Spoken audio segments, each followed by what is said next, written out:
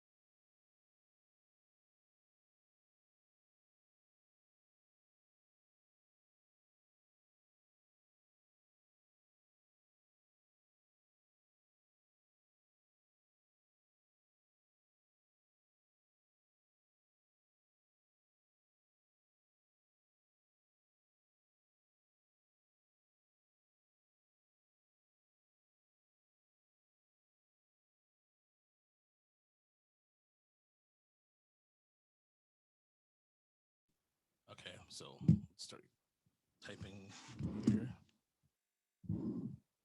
Check text. Okay. Admit all.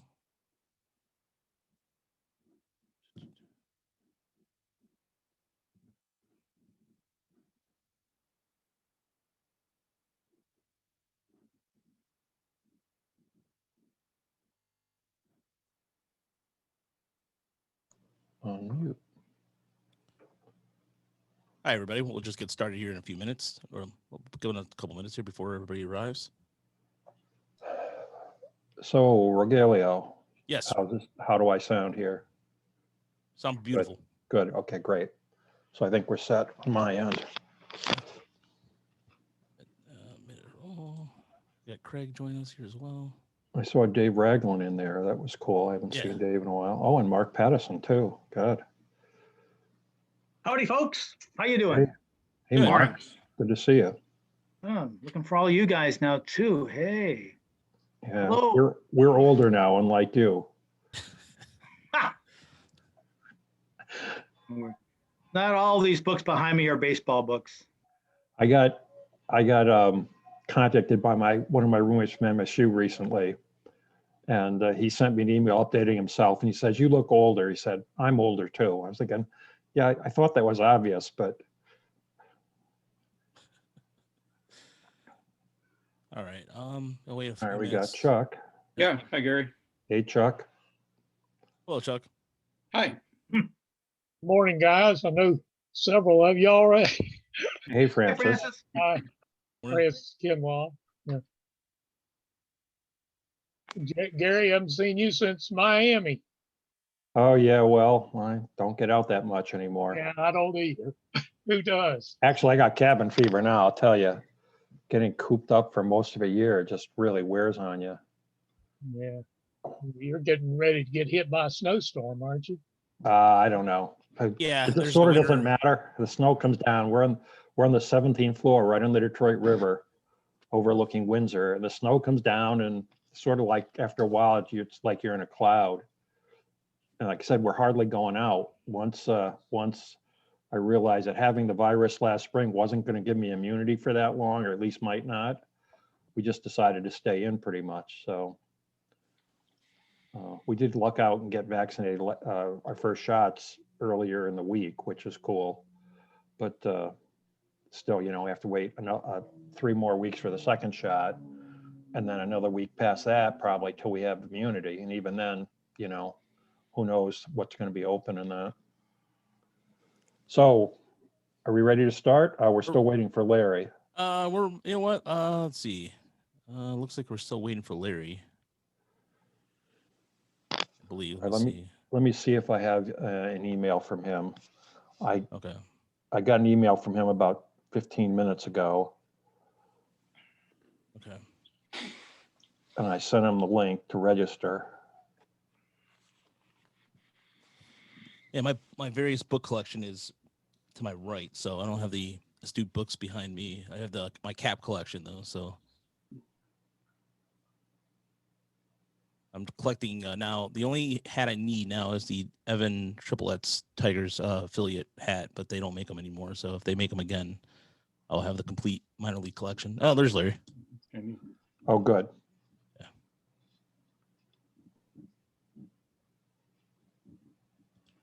Okay, as soon as Larry's on, we'll start. Rogelio, you can start. Okay. Oh, actually, I'm supposed to start. I'm supposed to introduce people. Okay, no problem.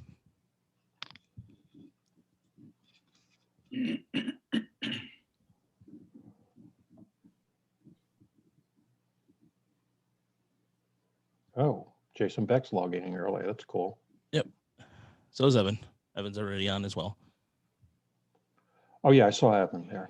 That's great. Hey, Jason. Oh. Okay, well, Larry's on but muted, so I'm going to go ahead since we're already a couple minutes past start time, and Okay. we have tight deadlines today. So I'm going to welcome everyone to the first meeting of the SABR Southern Michigan Chapter.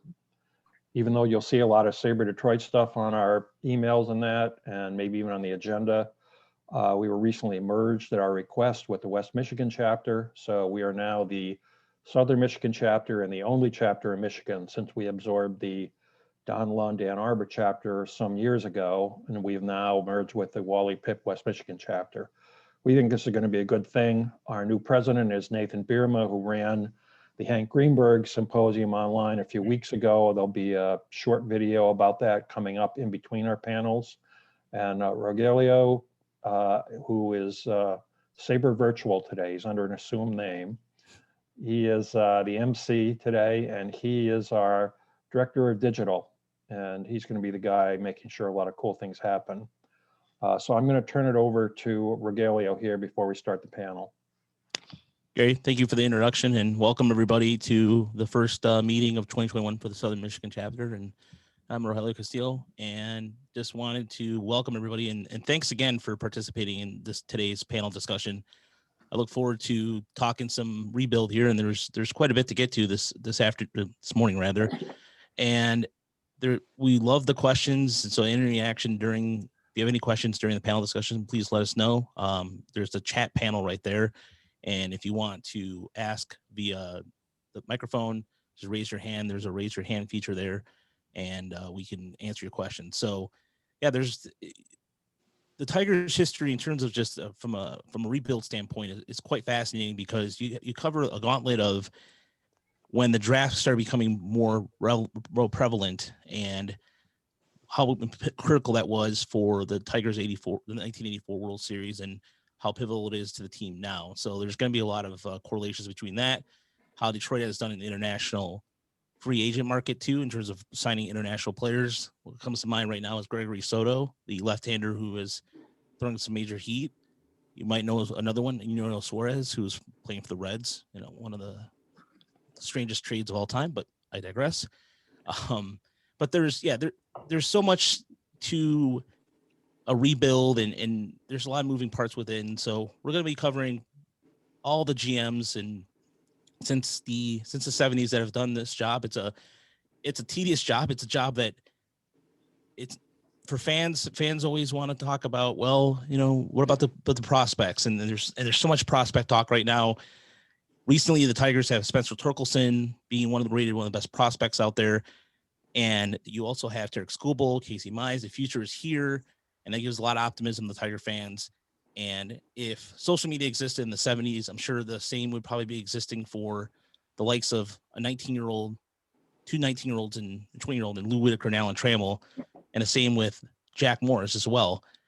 So if that was out there, you would be amplified all over the place. But thanks to MLB Pipeline and technology, now we know prospects, where they're moving to, and now we even have them even closer with the High A affiliate. The West Michigan Whitecaps will be the new Tigers High A affiliate. So right here in our own backyard, we'll be able to see the rise in part of the rebuild here in Michigan. So I'm excited about that, and also excited that potentially you could see them down the road down in Toledo as well. So, but the one of the things I wanted to cover before we start our panel discussion too is we have a quiz section. There's a quiz we're gonna be posting the answers for.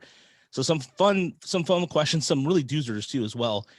And for anybody who is familiar with the 90s rebuild, there's gonna be some names there that you may not heard of in a while. So, but one of the names will surprise you too. And furthermore, also we're gonna be talking a little bit about what's gonna happen with in the trivia part, the Negro League section, the new news about that, and finally, for the first time, addressing the 7 major Negro Leagues that will be part of the Hall of Fame going forward. So some good news on that. So without further ado, I'm going to go ahead and introduce our 70s panel discussion. And moderating that will be Gary, and he is the chair of the board and founder of the Friends of the Historic Hamtramck Museum. And joining us on the panel discussion is, forgive me, Chuck, hopefully I'm saying this correctly, Chuck Klonke? Sorry. Klonke. Klonke. All right, thank you. Sorry about that. And I'm not very good with names. And Larry Paladino. Klonke has covered the Tigers for various publications since the early 70s. Palladino was the Michigan sports editor for the AP and covered the Tigers in the 70s. So welcome, gentlemen. And Gary, take it away. Okay, thanks. I actually had an introduction on them, but he was reading from our agenda publicity. So I'm going to introduce my panelists, both of whom I had the fortune to meet in the press box at Comerica Park. And these guys are great guys. And it's been a pleasure to be able to pester them with questions about the past that I didn't experience except as a fan. So Chuck Klonke, I would say, is a true mensch. He generously shares his wisdom with anyone who's smart enough to ask an opinion, including people like me who aren't that smart. He's a fountain of knowledge about the Tigers, and I say he's able to explain the whys and wherefores, as well as let you know where to start digging if you want to find the bodies. In addition to his work for the Macomb Daily, Chuck has written about sports in many other Michigan publications. He has served as an official scorer at Tigers games for decades. I actually didn't know how long, Chuck. And Well, I think I did my first game in '83. Wow. And I've been full-time since '90.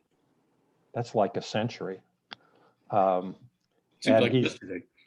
Yeah, now the primary official scorer at Comerica Park, and he has been doing pitch-by-pitch webcasts of Tiger games since before MLB.com took over in 2000. I know that because I trained him to do them back when the software didn't even work right. Larry Paladino was retired from the Associated Press and these over eccentric newspapers. He was sports editor of the Associated Press in Michigan for 11 years. He retired from the Birmingham Eccentric. Larry's the kind of person who makes it a treat to hang out in the press box on opening day when all the grizzled veterans show up. And I was lucky enough to be seated next to him on one of the first opening day games after I moved to Detroit in 2005. He's a Vietnam vet. He was a paratrooper in the Army's 173rd Airborne Brigade, and he edits the 2503rd Heritage Battalion newsletter. Did I get that right, Larry? Yes. Okay.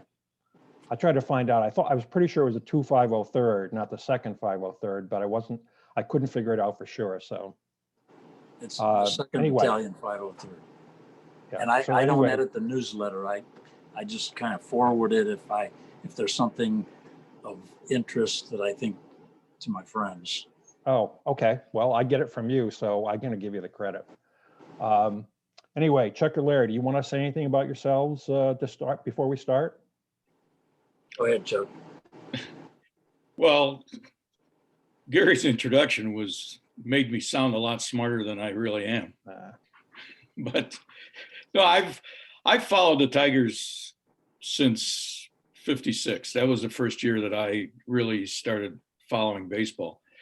And so I've seen a lot of rebuilds. I actually saw the rebuild to the '68 team, to the '84 team, and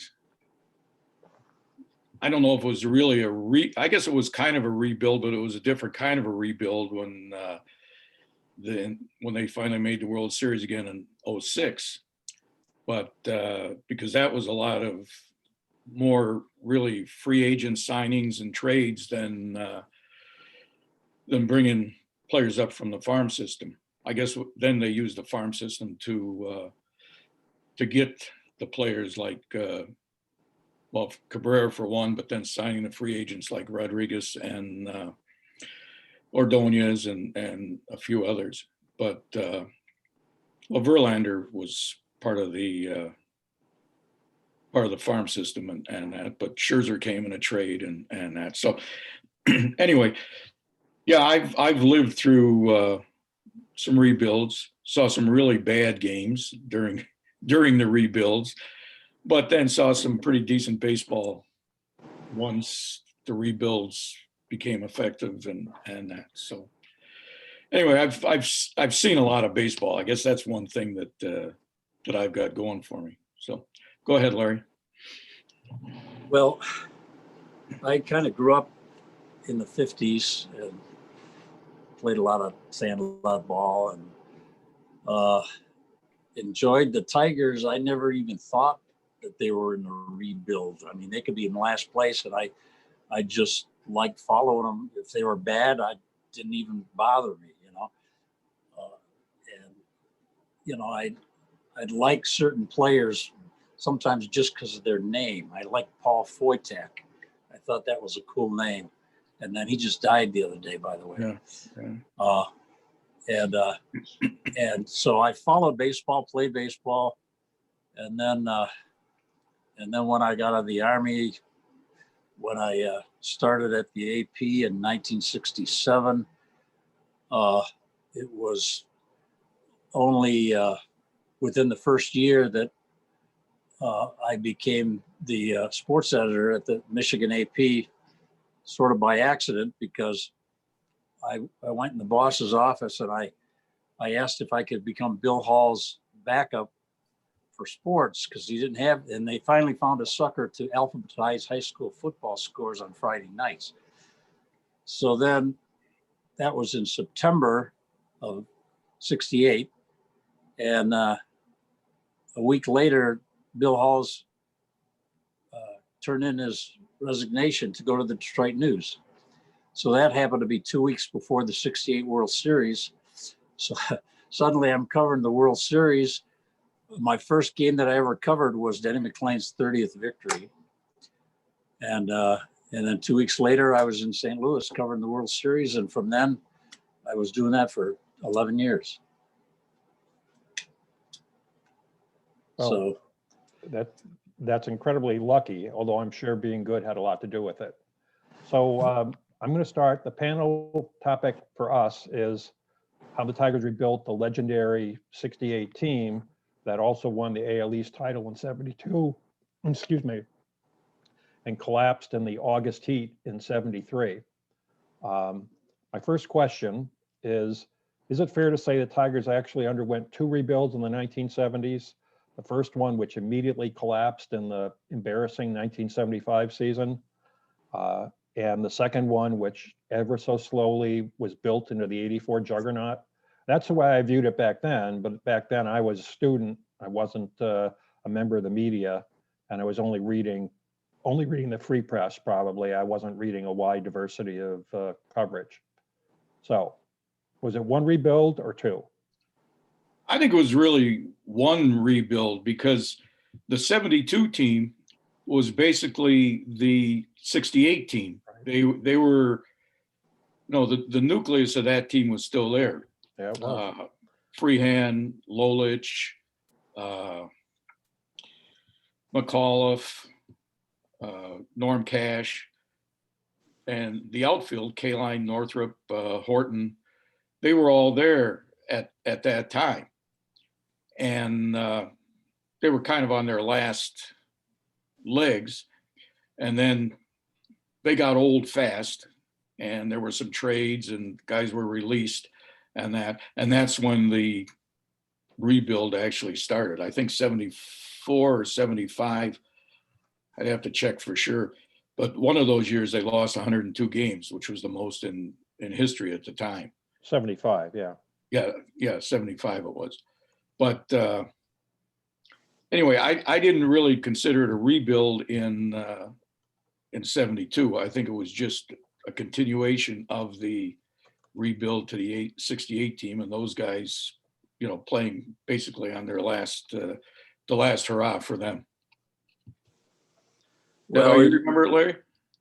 Yeah, well, 72, they won 86 games and then lost to Oakland in the playoffs.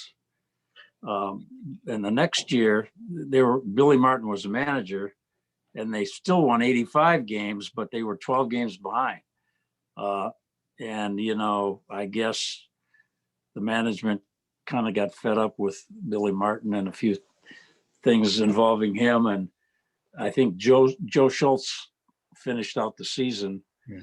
And then Ralph Houk took over the next year, and then he would preside over, I guess, which would have been the rebuild for 5 years. So, but then they had 72 victories in 74, then dropped to 57, but then they went back up to 74 for the next 2 years.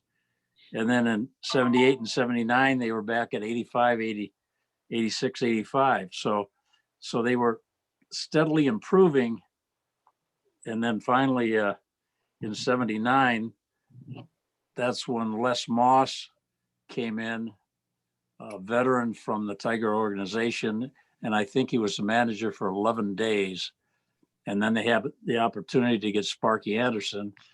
And then we all know how that turned out. So Sparky came in at the right time, but he was the right guy to come in. So you anticipated one of my questions, Larry. I'm going to skip down to it. So do you think Les Moss got a fair shake from the Tigers? Or do you think Jim Campbell never intended him to give him the reins for a long term? He was just a placeholder till Jim could find somebody better.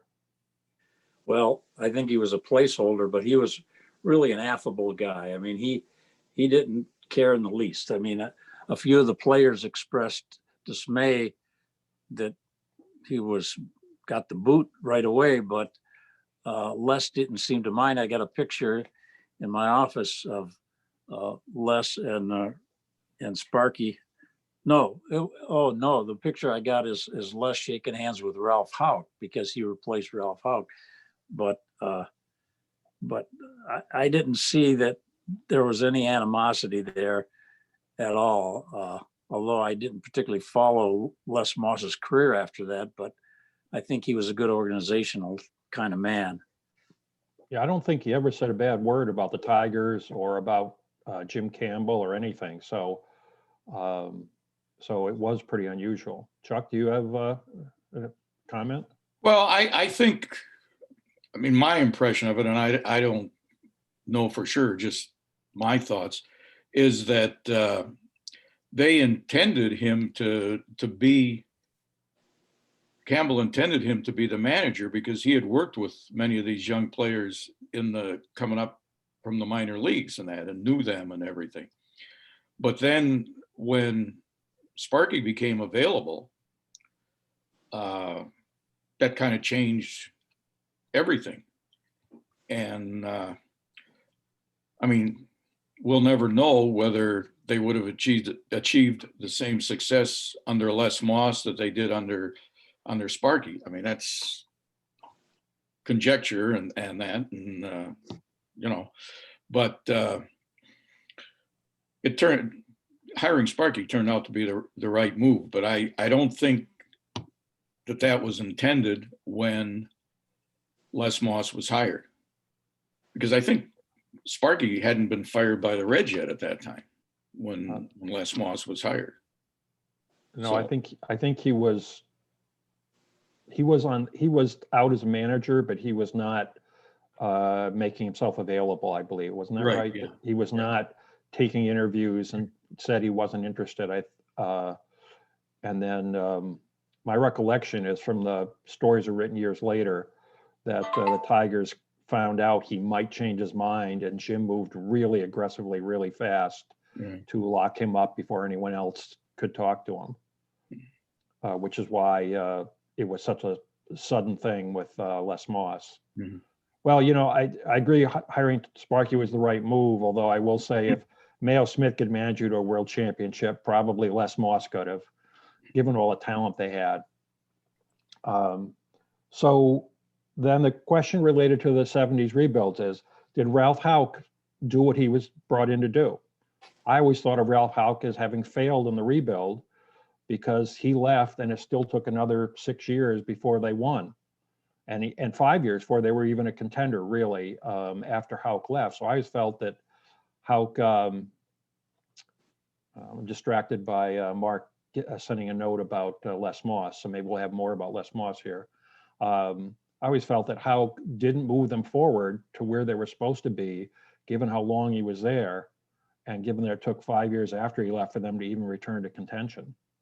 Am I being too harsh about Ralph?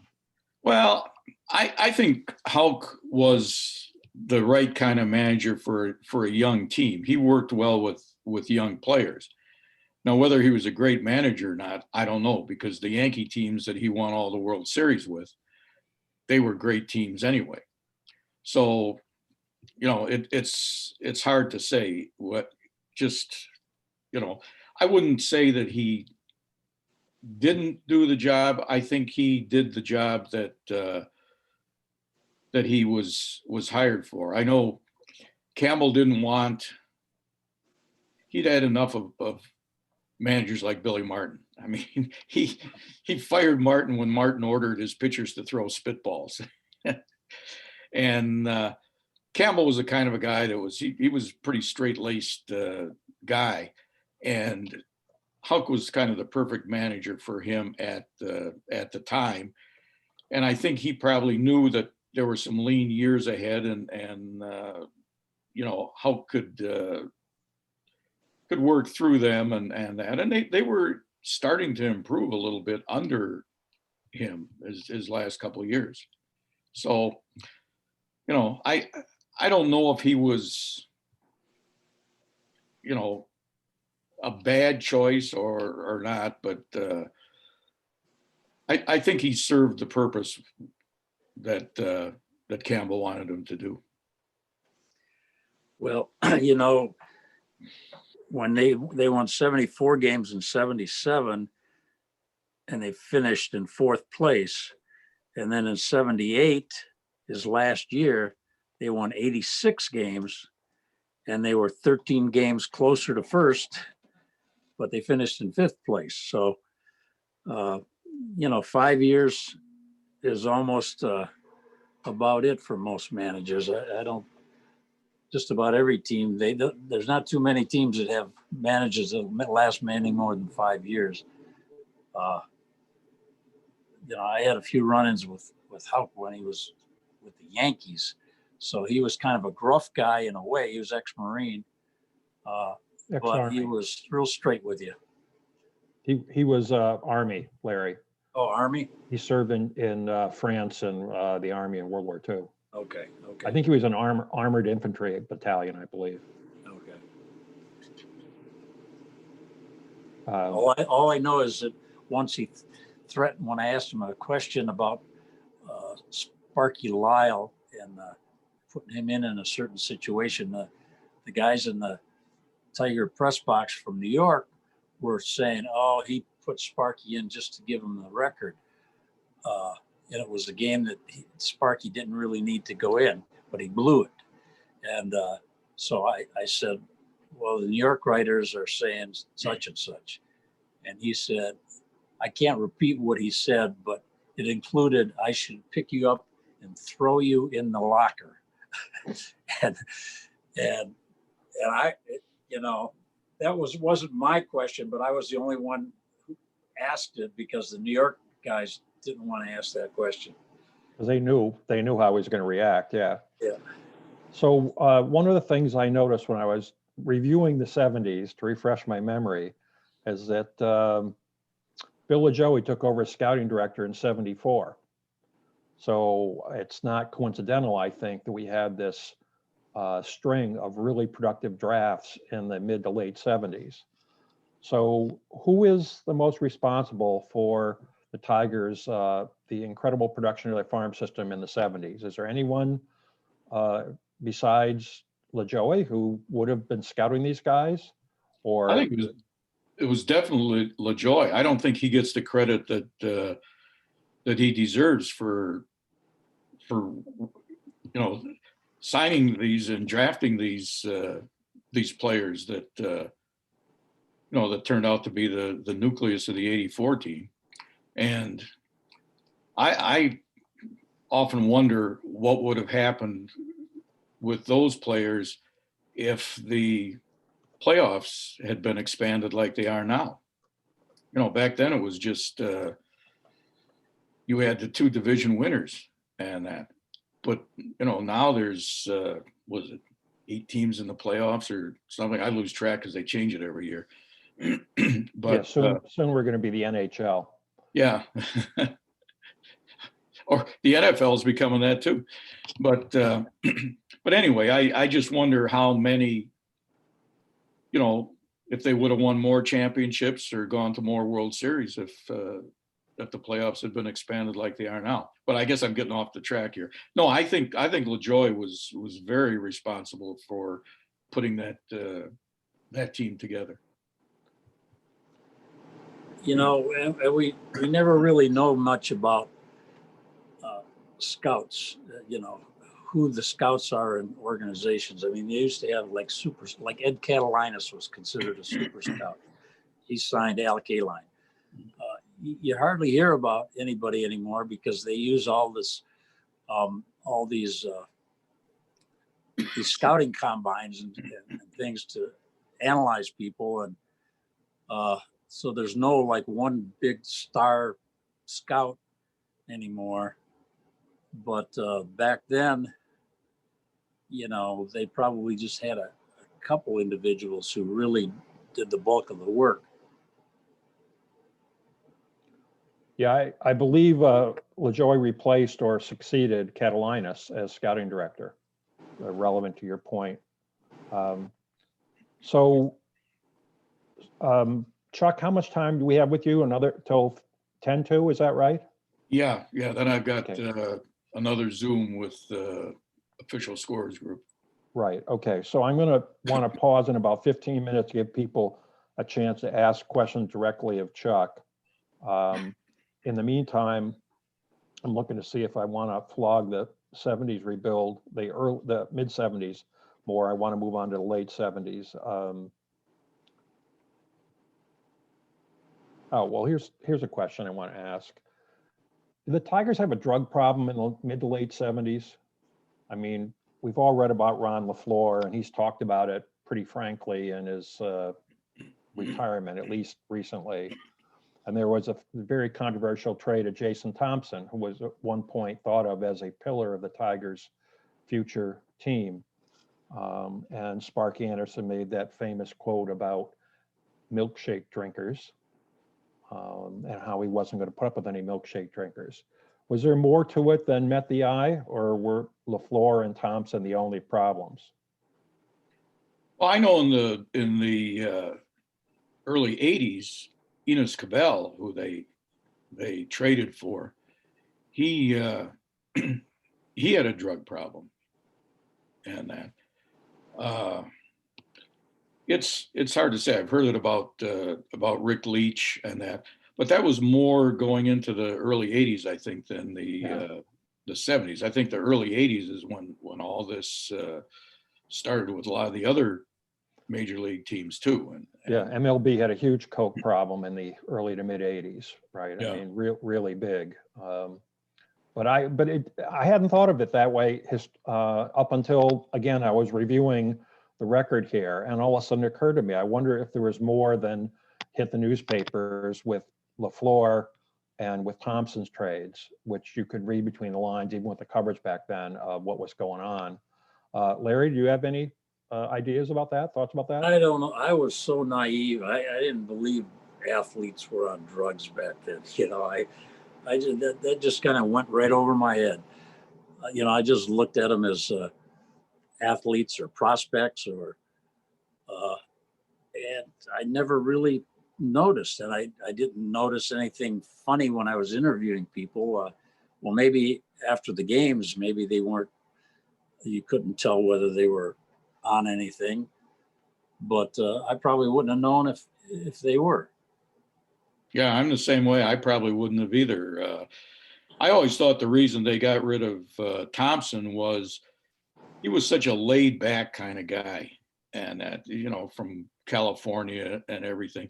And I just didn't think he fit in with Sparky's, his, what he thought a baseball player should be. And that, Well, like do you I said, think that he was was kind of, that- pardon me? Was that milkshake drinkers quote not referring to drugs? Everyone I know assumes he was referring to drugs. I never thought that. Really? There again, I'm like Larry. I was probably too naive to realize it. I never, that never crossed my mind. Huh. I just thought he meant that he was, just kind of a laid back guy and didn't have the fire that Sparky wanted in a player. Well, we've got 22 people on the call here. I'd be interested in having a vote by people raising their hands saying if they thought that milkshake drinker quote back then referred to people taking drugs or not. Of course, some of you may not have an opinion because you may not remember it or know about it. So, Roger, can you take a poll here? I can take a poll for sure. Okay. So moving on there, I was thinking this morning, which of the Tigers' core players in '84, and we all know who they were thought of as blue chippers from the start, and which ones were overachievers? I mean, I remember Whitaker when he came up, he was played like a right-handed pull hitter. He had so little power, he couldn't get around to any decent fastball. And so Whitaker was certainly an overachiever. But which of those guys were real overachievers, and which one of them were marked for stardom from the start?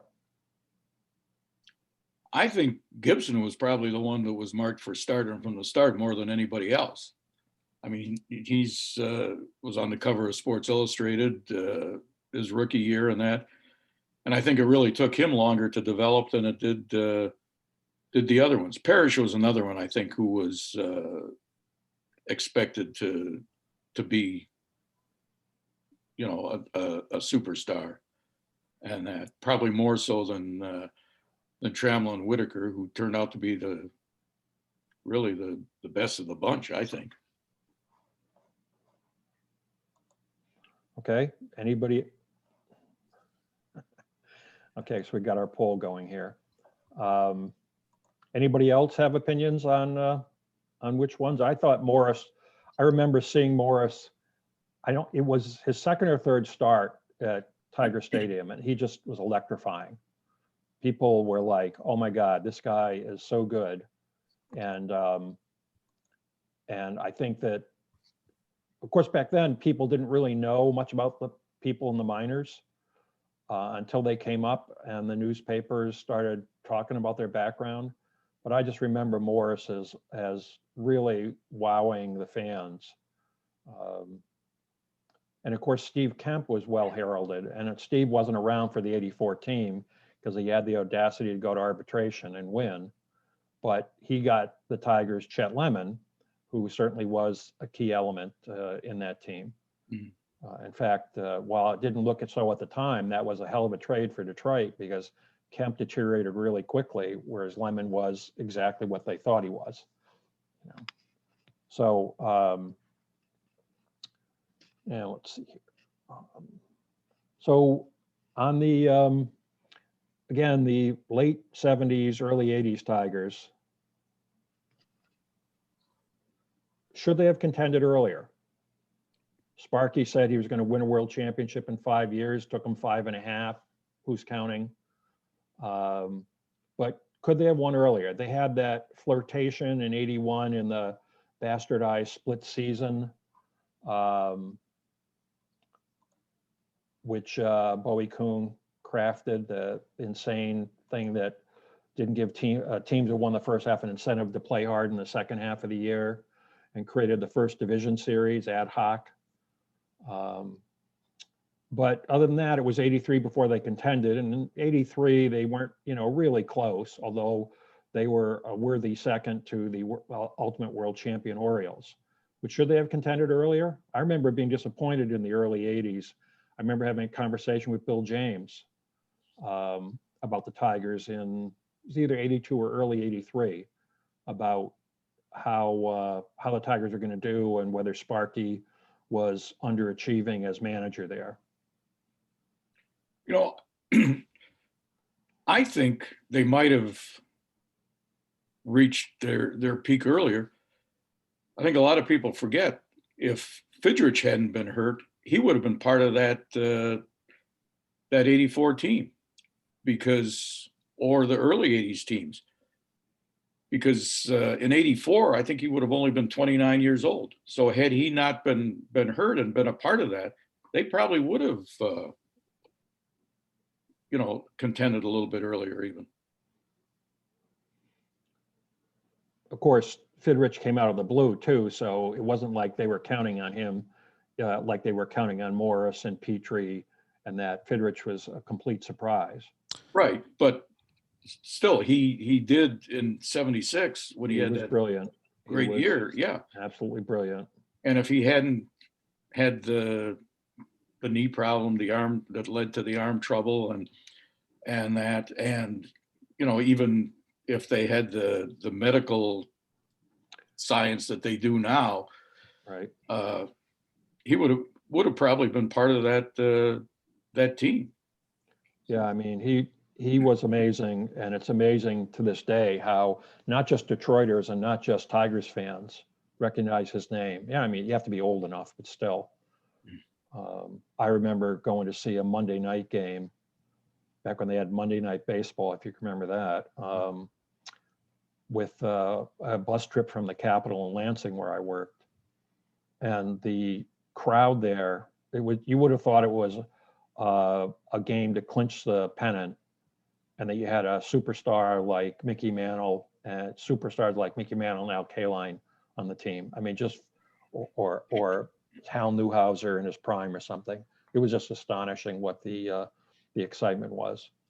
And one of the things, I just wanted to chime in, Gary. The one of the things that I wanted to mention was that they picked Ricky Barlow, 17th overall in 1981, as a high school rookie or as a high school pitcher, and he pitched in the Hall of Fame game in 1984, but he never made it out of the minors, so they never really got a boost out of the minors in terms of arms. So I just wanted to throw that out there as well. Yeah, I always had the opinion that the Tigers were excellent at drafting high quality players, but not so good at drafting the players to surround them with, and also trading. They were great for trading, hornswoggling, really not very good general managers to get astounding trades, but they never really filled in the rest of the roster properly, which of course you'd rather have star players than regulars, but still it still hurt them. I felt that they didn't fill out the rest of the roster at the same level of quality for their positions. You're not going to have 25 stars.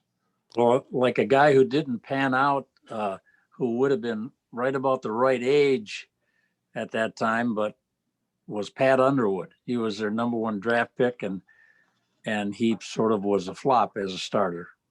Yeah, the kid out of Kokomo, Indiana, or something to that effect. And one of the things too is no patience for Howard Johnson. But again, he also could have been quote unquote used as a milkshake drinker, or could have been classified as a milkshake drinker when he went to New York. So, but I didn't think they had enough patience. But that's just for me for being reading on and just looking at what Sparky was doing. He traded for Walt Terrell. So, or was it Walt? Yeah, was it Walt Terrell? It was terrible. Yeah. Okay. Yeah, that trade stuck in my craw, as well as lots of my friends. And Sparky explained that as saying that Howard Johnson was a white knuckle guy.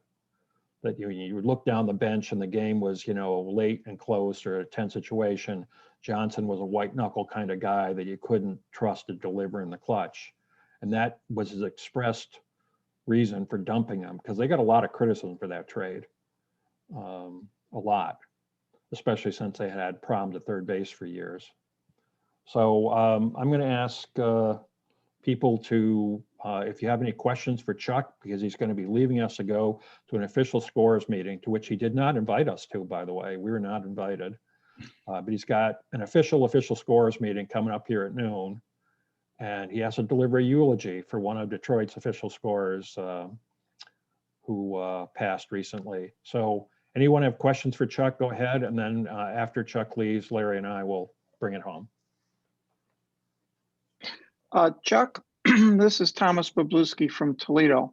Yeah. We talked about scouts, maybe poor scouting in the Tiger organization. What about the people responsible for player development? The minor league coaches, AAA coaches, things, hitting instructors, base running. Is there any blame for having poor quality people in those positions? You mean at the present time, or?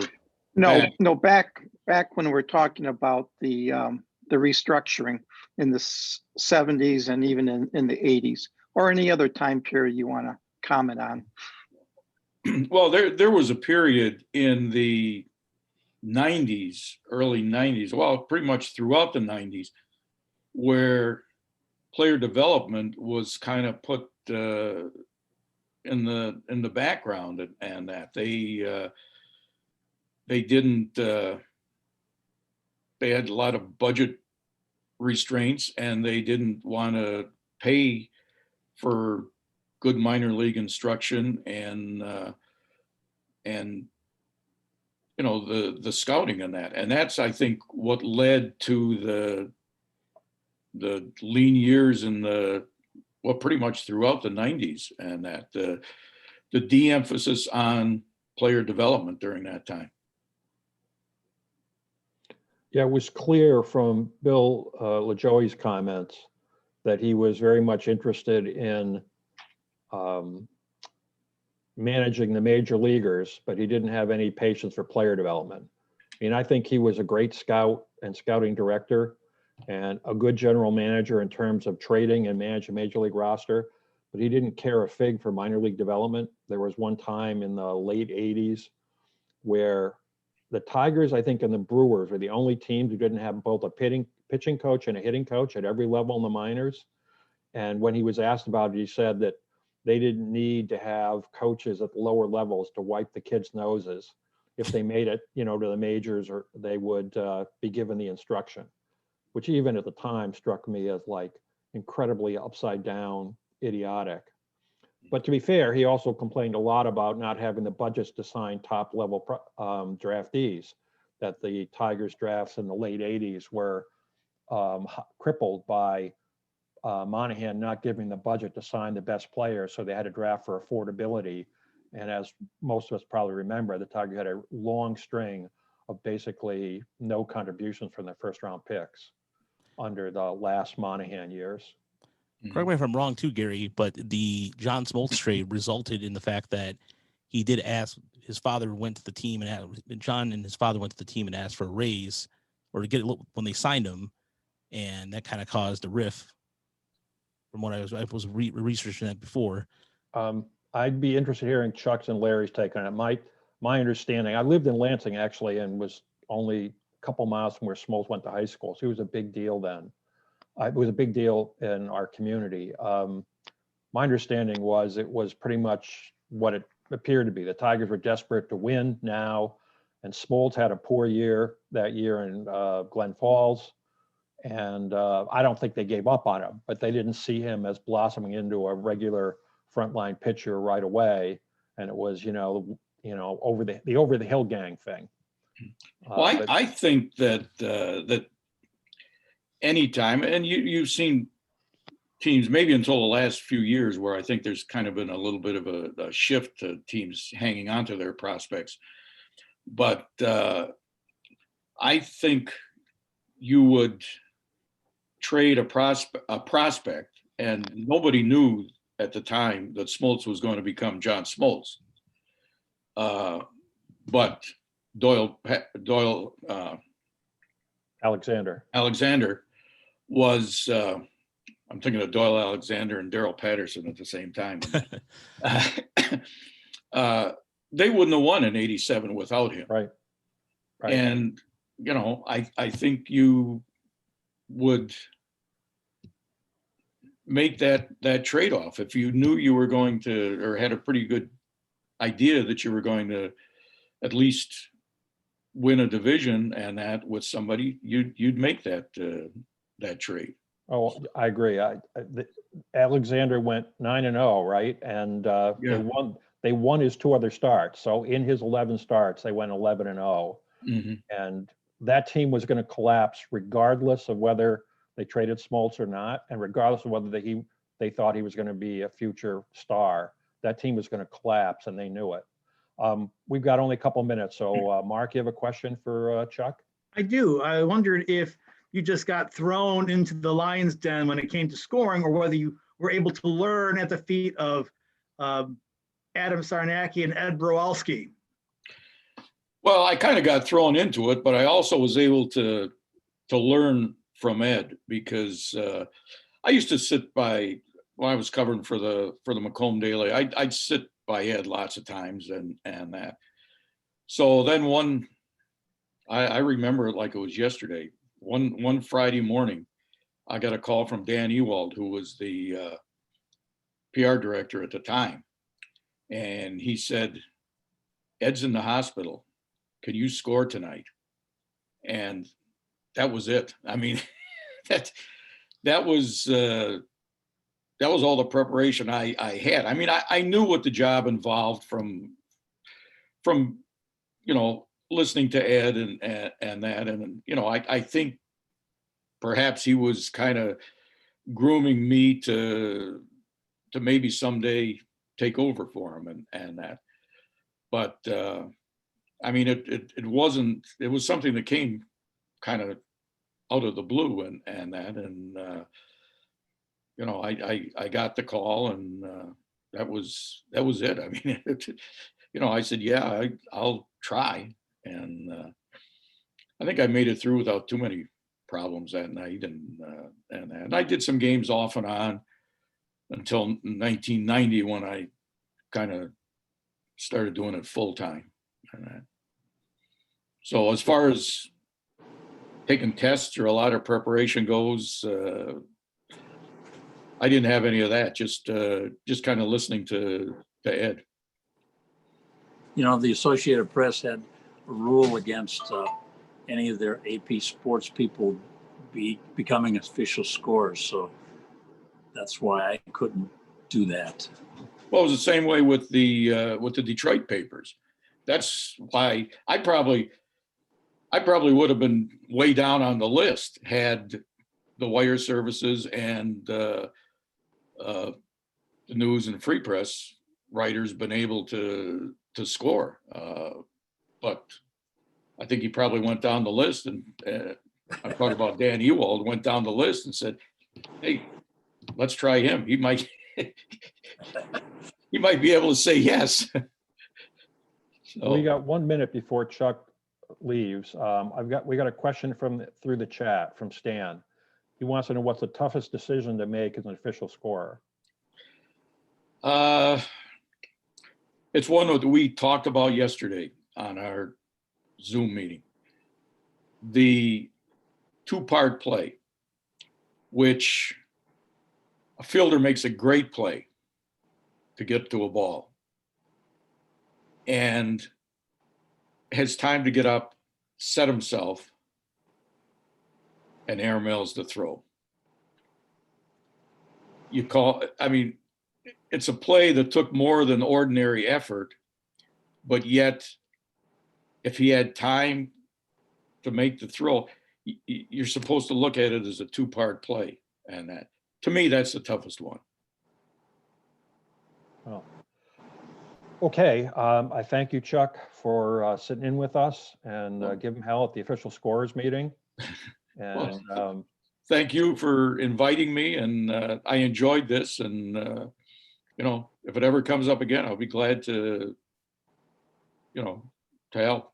Well, we're looking forward to doing more of these Zoom meetings this year. We had good luck with the book club last year with conference calls and some Zoom. We'll be doing more, so we'll be in touch. Okay, thanks very much. Sounds good. Thank you. Thank you. Thanks, everybody. Take care.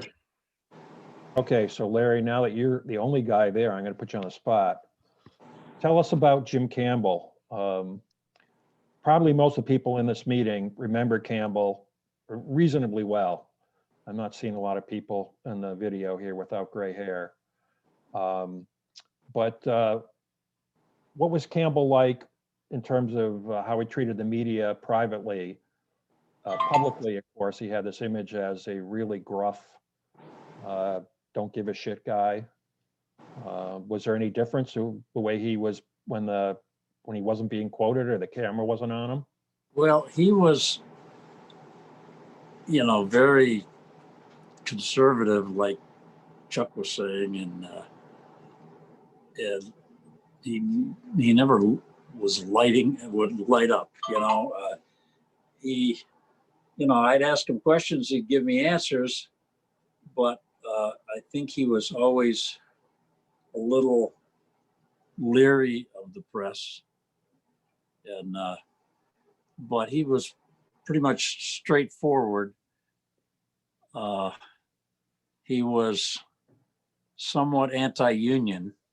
I found that about him, asking him a couple questions when they had, like Marvin Miller was down at spring training one year, and that just seemed to really bother Campbell. But he was pretty straight-laced. I went to his funeral, which was downtown at the Old Mariners Church. I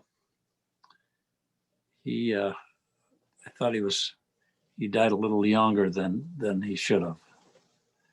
He stayed in Detroit for the rest of his life, right? Didn't he have a condo in Dearborn, and he was there? And other than going to Florida, he lived in Detroit, right? I think so. At the AP, it wasn't like the beat writers where you get to kind of hang out more with people. Like in the Tiger press room, I remember Doug Mentline from the Flint Journal. He'd be standing at the end of the bar talking to Jim Campbell half the night after, and then when Mayo Smith got fired, afterwards, Doug Mentline said, Mayo was talking like crazy at the bar. You should have been there. Why weren't you there? So, well, some of us have to work. I had to go back and write these stories, and the old-fashioned guys used to be able to just drink and get their stories at the bar. But I mean, I had AM's deadlines and PM's deadlines for every paper in the country, basically. So I didn't get to know people like Jim Campbell and officials of the Tigers or managers. I didn't get to really go to the Lindell AC and hang out with ball players hardly at all. So none of that kind of stuff. Oh, so you didn't get to go down to the Lindell and count drinking beer No, and hanging out with the players as part of your job. no. So I have one more question for Larry, and then we'll throw the rest of the time, we'll throw it open for questions. Which is, all in all, do you think that back then it was easy to endure a rebuild that I feel lasted from 74 to 83? Or it was hard, but not as hard as today? Or it was no different, that after a few years the fans lose patience and you're always on the hot seat? I would say it was hard, but not as hard as today. And I think, like Detroit fans, I mean, they lost 102 games or something in 75. I don't think they cared. I mean, Detroit fans are just so loyal. But it seems like this current rebuild kind of bothered me because it was like just assuming that they'd be no good for a long time. And, I prefer teams that sort of blend players in here and there so that, you just don't have a disastrous season and you're starting from scratch. I mean, you look at teams like St. Louis, it's like they never have a rebuild. They're rebuilding on the go. Why can't there be more of that? I mean, and then maybe you don't get the number one draft pick unless you're really bad, but so what? You still get good players, and a lot of times the number one draft picks don't pan out anyway. It all depends on your own scouting. But this current, who knows how good all these well-touted names are that the Tigers are going to bring up. I mean, I think Torkelson will be good. I think Riley Green will be good.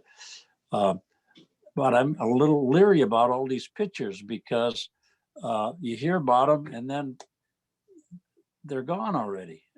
I mean, I'm hoping Mize pans out and Skubal and others, Matt Manning. But I mean, Fado already has to have shoulder surgery, so that was a number one pick. Who knows what's going to happen to him? But it's kind of a crapshoot. Yeah, I'm waiting for somebody to dub the Tigers pitching prospects the four young guns, because that's like the kiss of death when they get dubbed that way or they get named that way. I agree. I mean, on the other hand, with modern medicine and with all the biometrics and analytics they have, they're much less likely to have those kinds of career-ending injuries. I think that they're much more likely to come back, although it can disrupt their career. So we have a question on the chat from Stuart. He says, Larry, what was the thing that surprised you most about working at the major league level? Well, to me, it was such a fun job. I mean, nothing surprised me. It just seemed natural to me because baseball was my number one sport. I always loved it. And being thrown into it as quickly as it seemed like, gee, this is the way it's supposed to be. Hey, I got this job. I'm covering. I mean, a guy, one of our New York AP guys, he said, I'd trade places with you in a minute. I mean, you're covering the Tigers, the Lions, Michigan, the Red Wings, Pistons, and he was covering things across the country, but the feel of being number one in a state or in a big city, that to him was a big deal. And I got asked to go to New York, and I turned it down because I figured I'd rather be a big fish in a smaller pond than sort of get lost in New York. Okay, anyone have a question? Else have a question for Larry? You can just speak up if you don't want to type it in the chat.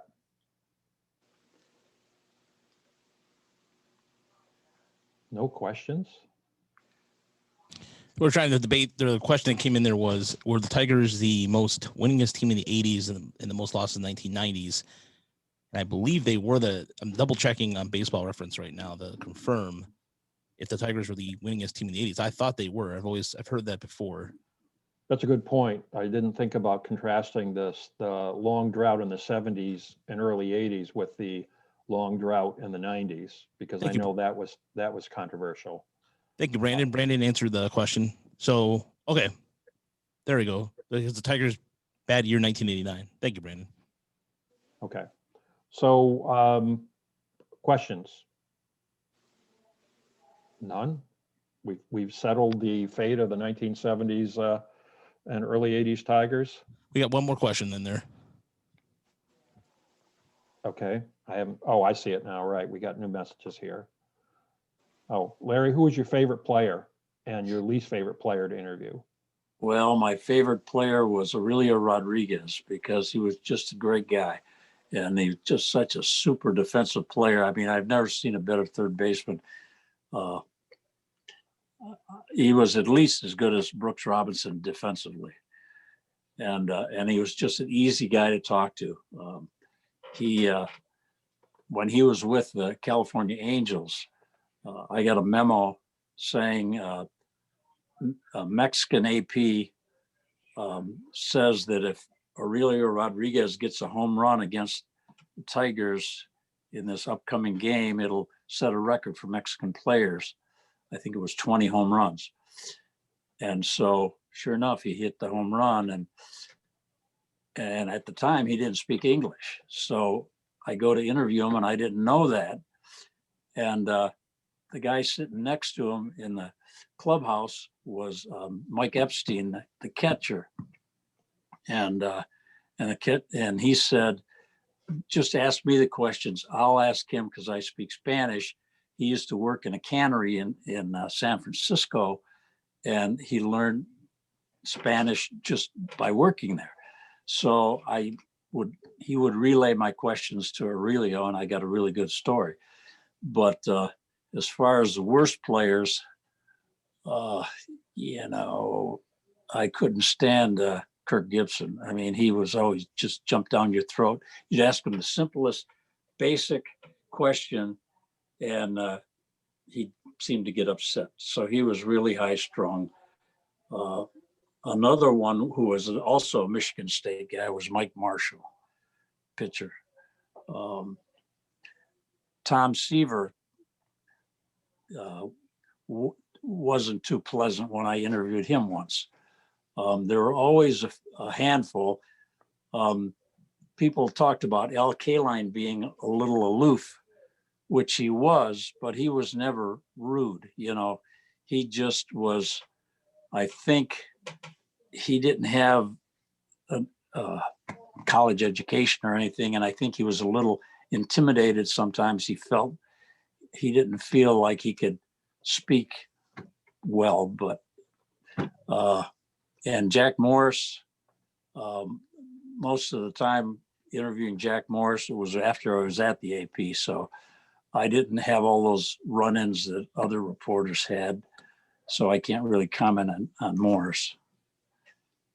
I will say, to add something about Marshall, because I was in Lansing at the time, and he got a degree in kinesiology from MSU, and he would work out with the MSU baseball team. Back then, they had to work out in Jennison Fieldhouse, which was a old, obsolete facility, and they had to string, nets across the tennis courts, if I remember correctly, for batting practice and that.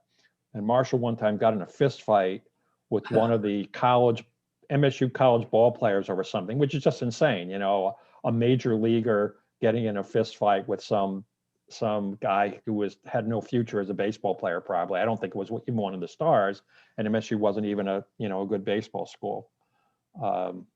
Okay, I'm scrolling through the comments here, I have another question about how did Tiger Stadium feel back in the 70s and early 80s? Was it considered a good facility to work in, or were people complaining about it being too old and too decrepit back then?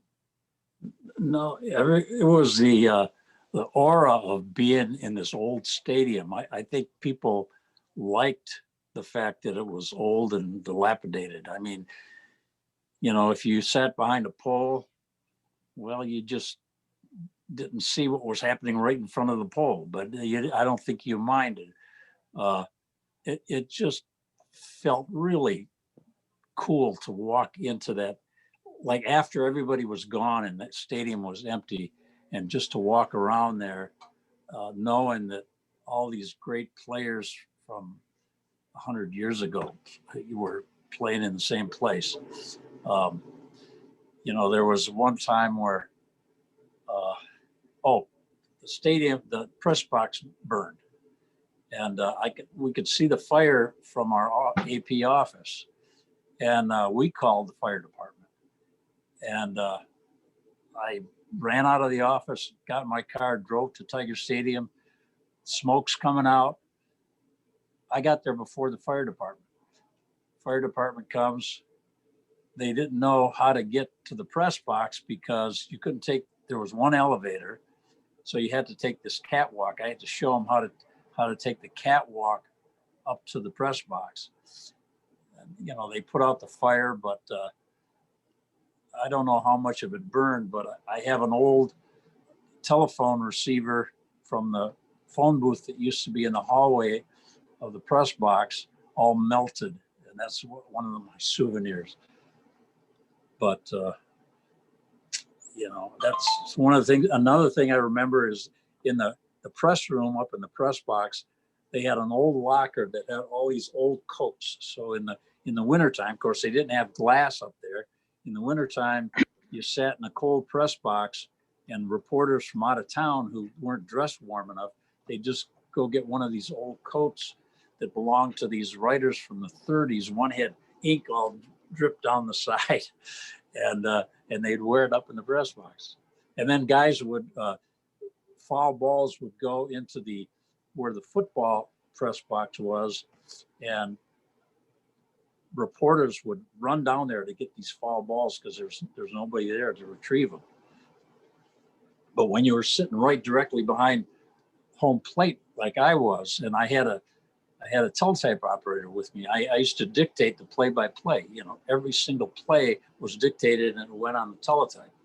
But you might not be paying attention, and the ball might just come straight back and hit you right in the head. You had to really be alert because there was no glass to protect you. I've got 2 more questions, and then we'll wrap it up in 3 minutes here and move to the video of the Greenberg Symposium. So Francis says, as the elder statesman of the Tigers teams in the 70s, well, this would be the early 70s, did Al Kalin express his opinions regarding player transactions to management? I don't know whether he did or not, but I never heard that he did. He just was a get along kind of guy. I don't think he was the kind of guy to make waves or say anything one way or another. Of course, then the Tigers hired him as an advisor, and he worked for them right up to the end. So they respected his opinion, but there were never any much publicity about him steering them a certain direction. Right, that's true. And even though they hired him to give opinions, he rarely talked about it publicly. I mean, he did give interviews and would talk about it, but he was very much a private guy. Yeah. So we have one last question from Dave, who asked a good question. I'm surprised that no one thought of it before. Do you have any stories, Larry, about Ernie or Paul? Well, Ernie, I rode with Ernie with his attorney, Gary Spicer, and to Lansing on a day that Willie Horton was honored before the legislature. And at the time, Gary Spicer was thinking about getting Ernie to write a biography. And so I had a tape recorder and I was taping, asking him all these questions, and we were taping. Nothing ever came of it, but I still have that tape somewhere. And he was such a good guy. I mean, all the years after I covered the Tigers, and here I am in the press box. You know, I was Tiger yearbook editor for 10 years, but he would come up to me and pat me on the back and say, "Larry, how's it going?" I mean, Al Kaline would do the same thing. And it's amazing that after decades, they still knew who you were and said hello and were courteous. And nobody was nicer than Ernie Harwell. He was just a great guy. And I got a few pictures of him and I together. Okay, well, it's 1 hour. It's 12:10. So our panel is done. I thank everyone who attended. Thank you for the chat comments. Many interesting comments in there. I didn't have time to respond to or ask people about. Mitch pointed out that Mike Marshall got banned by MSU on the basis of that fight, which I had forgotten. We had 24 people, I think, peak here, which is pretty good, especially for something that starts this early in the morning. Hopefully, we'll be able to meet up with many of you again at a SABR Southern Michigan meeting later this year. So Well, I'd like to give a plug to the Detroit Major Senior Baseball League. If anybody is interested in playing hardball and you haven't played in a long time, go to their website, DetroitMSBL.com, and they have different age brackets of teams. They just formed a 70 and over division this year. This is hardball, and I'm one of the managers. There's 3 teams, but the lower divisions have quite a few teams. So guys who haven't played in years, somehow they get it back. well, Roger just messaged that domain name, so it should be in the chat there. Okay, thanks very much to everybody, and especially to Roger for running the show here. He's got the second panel coming up in a little more than 10 minutes. Okay, take care. Thanks a lot, Gary. All right, so we're going to go ahead and share the video from our chapter president, Nathan, and then we're going to start the second half of the discussion of rebuilds with Jason Beck of Tigers.com and Evan Woodberry of MLive. So stick around. Let me go ahead and screen share here to do technology on the fly. Let's see. Let me know if everybody can hear the sound when I play. Let's see. Oh, sorry. I have to change the settings here. I apologize.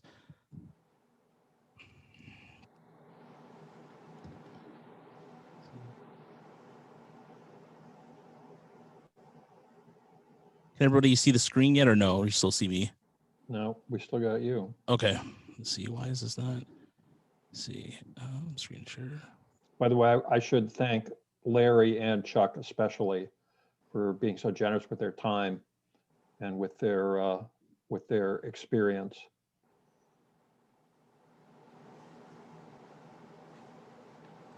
Let's see here. Oh, there we go. Sorry.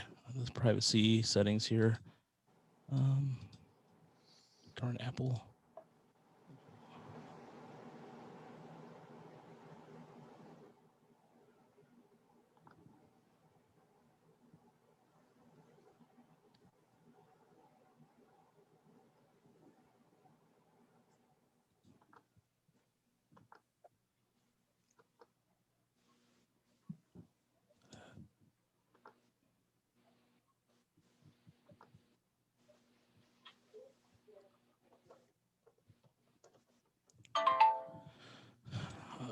Boy.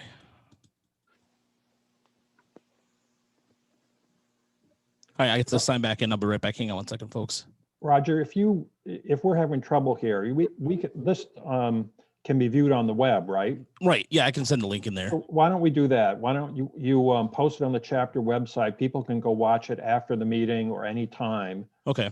And because we've got such a tight time frame, we need to be out of here at 1:30 or a little bit past. And I want you to have a full hour for your panel Okay. and have us have a few minutes to wrap up afterward. Okay. So let's go right to your panel here in a minute or two, and anyone can find the video. Well, actually, there's video of the whole symposium on the web, right? That's correct. Yeah, but you can find the whole link in there as well. Right. So Roger will post afterward the link to the 10-minute summary that Nathan did for us because he couldn't be with us today. You can also, if you're interested, go watch all or any part of the meeting. There's a link on our website, the symposium on our website. Well, so we'll start here. The panel here for this. Did you want to, let's see, we have okay, so we'll do the tribute. Okay. So my panel guests today are Jason Beck, like I mentioned earlier, from Tigers.com, and Evan Woodberry, who's been the beat writer for MLive since 2016. And Jason's been the beat writer since 2002.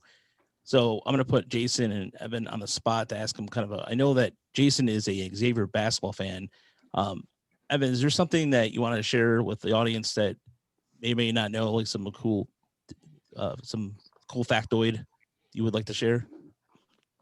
I guess I could say I grew up in Cleveland, Ohio, and grew up a huge Indians fan, just about as diehard of an Indians fan as you can be as a 12-year-old. So I guess in that sense, I grew up a fan of a rival. But as I've always said, there are a lot of similarities between Detroit and Cleveland. And, a lot of times I think the kind of the similar Midwestern heritage. And a lot of times when I talk to Tigers fans, I notice a lot of similarities between Indians fans growing up and people in my family. So although I did grow up a fan of a rival, I think there are enough similarities between Detroit and Cleveland that it gives me some sort of background as well. Jason, what about you? I mean, we've talked to Xavier Hoops before on the Tigers podcast, but was there something else that you wanted to share about in terms of your baseball upbringing? Well, I spent my high school years in Maumee, Ohio, back when the Toledo Mud Hens played at the old Lucas County Rec Center. So I basically grew up during my high school years within walking distance of Mud Hens games. So I would go there a lot and, watched a lot of Tigers prospects in the early 90s come through there. And, that I kind of like to think that that's how I ended up taking this path, because after a while I ended up, because there weren't a whole lot of fans going to the games, I would sit down behind home plate and I got to know some of the scouts, and that interest, being able to talk baseball with them kind of, sparked my interest in kind of pursuing this as a profession if it ever came about. Yeah. And for me, growing up playing baseball, I was a huge Tigers fan, and I watched a lot of the 90s Tigers, which we'll get to here in a second. But it was just reading Lynn Henning's the prospect updates in the late 90s, even Terry Foster, who also did that job as well. And in terms of, before we get to it, start with you, Evan, in terms of a writer or somebody that influenced you for your upbringing in terms of baseball, was a personality? It could be a writer, it could be something on television that kind of influenced your passion for Indians baseball. Well, I can say I was fortunate, and we definitely grew up in a newspaper reading family, and I was actually a paper boy as well.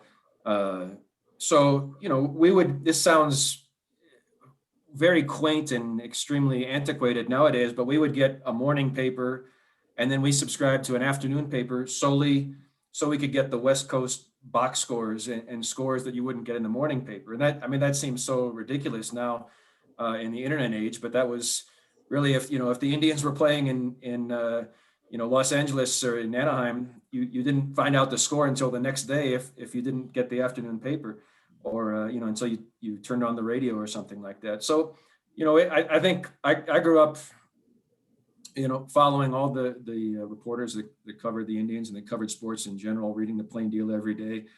I think there's no doubt that that had an impact in the field that I ultimately chose, because I think it was just part of our routine every day was reading the newspaper. Jason, what about you? Was there somebody out there that stood out to you? I remember I loved when, if you remember the National, when they created that newspaper, it was an all sports newspaper. It went nationwide. It was supposed to be like the USA Today of sports. I loved picking that up because I loved the idea of being able to read all these box scores and be able to follow that. But I would say, as far as like particular writers, I remember reading Charlie Vincent quite a bit, back during his Free Press days. I know Mitch Albom was popular, but I was more of a Charlie Vincent person. I loved the way he wrote, and I loved his knowledge about baseball and about sports in general. I was a big fan of John Lowe and Tom Gage were two people who were part of my daily routine. And I definitely, my father got me a subscription to the Detroit News when I was 10 years old, or something along those lines. And at the time, the biggest subscription that we ever had in the house was Sesame Street, the magazine, for whatever reason. And so I would take the box scores and I copied them, or I cut them out and I make a folder of them. And I would look up, get excited for the guys of, I'll mention here in a second, the likes of Kevin Ritz and if Steve Searcy, the lefty. And I got really excited for Felipe Lira, which we'll also talk about too. But it was just one of those things where the paper was part of our tradition. And when we got the Sunday paper, you got the big bulky paper. One of the things I remember the sports section just having, it's, I mean, you're talking about how strange to think about this too, is sports section used to be 22 pages. And, it's like, you had all this information. And the best part about the Detroit News, and one of my favorite things was they had the local, the college players or players from the state. Gary, go ahead. Oh, I thought you said something. Sorry. But the local paper, they had all the guys who played at Eastern Michigan, and that was so cool to see. And then you could follow players from the local area. There's one player, it was a pitcher who pitched for the Twins who went to a school nearby, went to Dearborn Heights, Crestwood, and it was something like, wow, he's in my neighborhood. And, I never saw him pitch, but it's just a little things like that. And you take for granted now that you can go to Baseball Reference and within 5 seconds, I can make you tell you a baseball or a baseball war or even Fangraphs for that matter. And, but you really had to do your homework back then. And so, but let's start the rebuild and start in the 90s. And we mentioned Bill LaJoyce quite a bit here in the 70s, and he really was the architect for these teams. And one of the quotes that I really liked in Baseball America right now, and we're going to get into the modern Tigers too as well. But this quote cracked me up when I saw this. And he said, quote, "You have publications like Baseball America shove a lot of crap into a computer and come up with the teams that have the best farm system. They rave about prospects from other teams when all of these teams have really done is develop a lot of fringe players." End of quote. And this is 1989 when he says this to the Freep. And I thought that was interesting. And here they are. The 1988 team made a good run. They were in contention until September, until they just kind of fell out of rotation. But you have a call up in Jeff Robinson, who came up in 87 with Mike Henneman, and they were a core that helped them win the AL East title. And along the lines of Eric King and Matt Noakes, who came over from the Giants in 1985, who they traded a couple prospects for, one of them being Bob Melvin, I believe, as well. And then in 1989 comes, they lose 100 games for the first time since 1975. And the Joy kind of rebuilds on the fly. And this is kind of in terms of what Tiger fans don't remember this, but they signed Tony Phillips, he signs Cecil Fielder, he makes that great Mickey Helton trade. And those were the kind of things that kept them around. And Sparky did the best he could with the veterans he had until 1992. But then you see Bo Schembechler take over in 1990, and then just that fallout from there.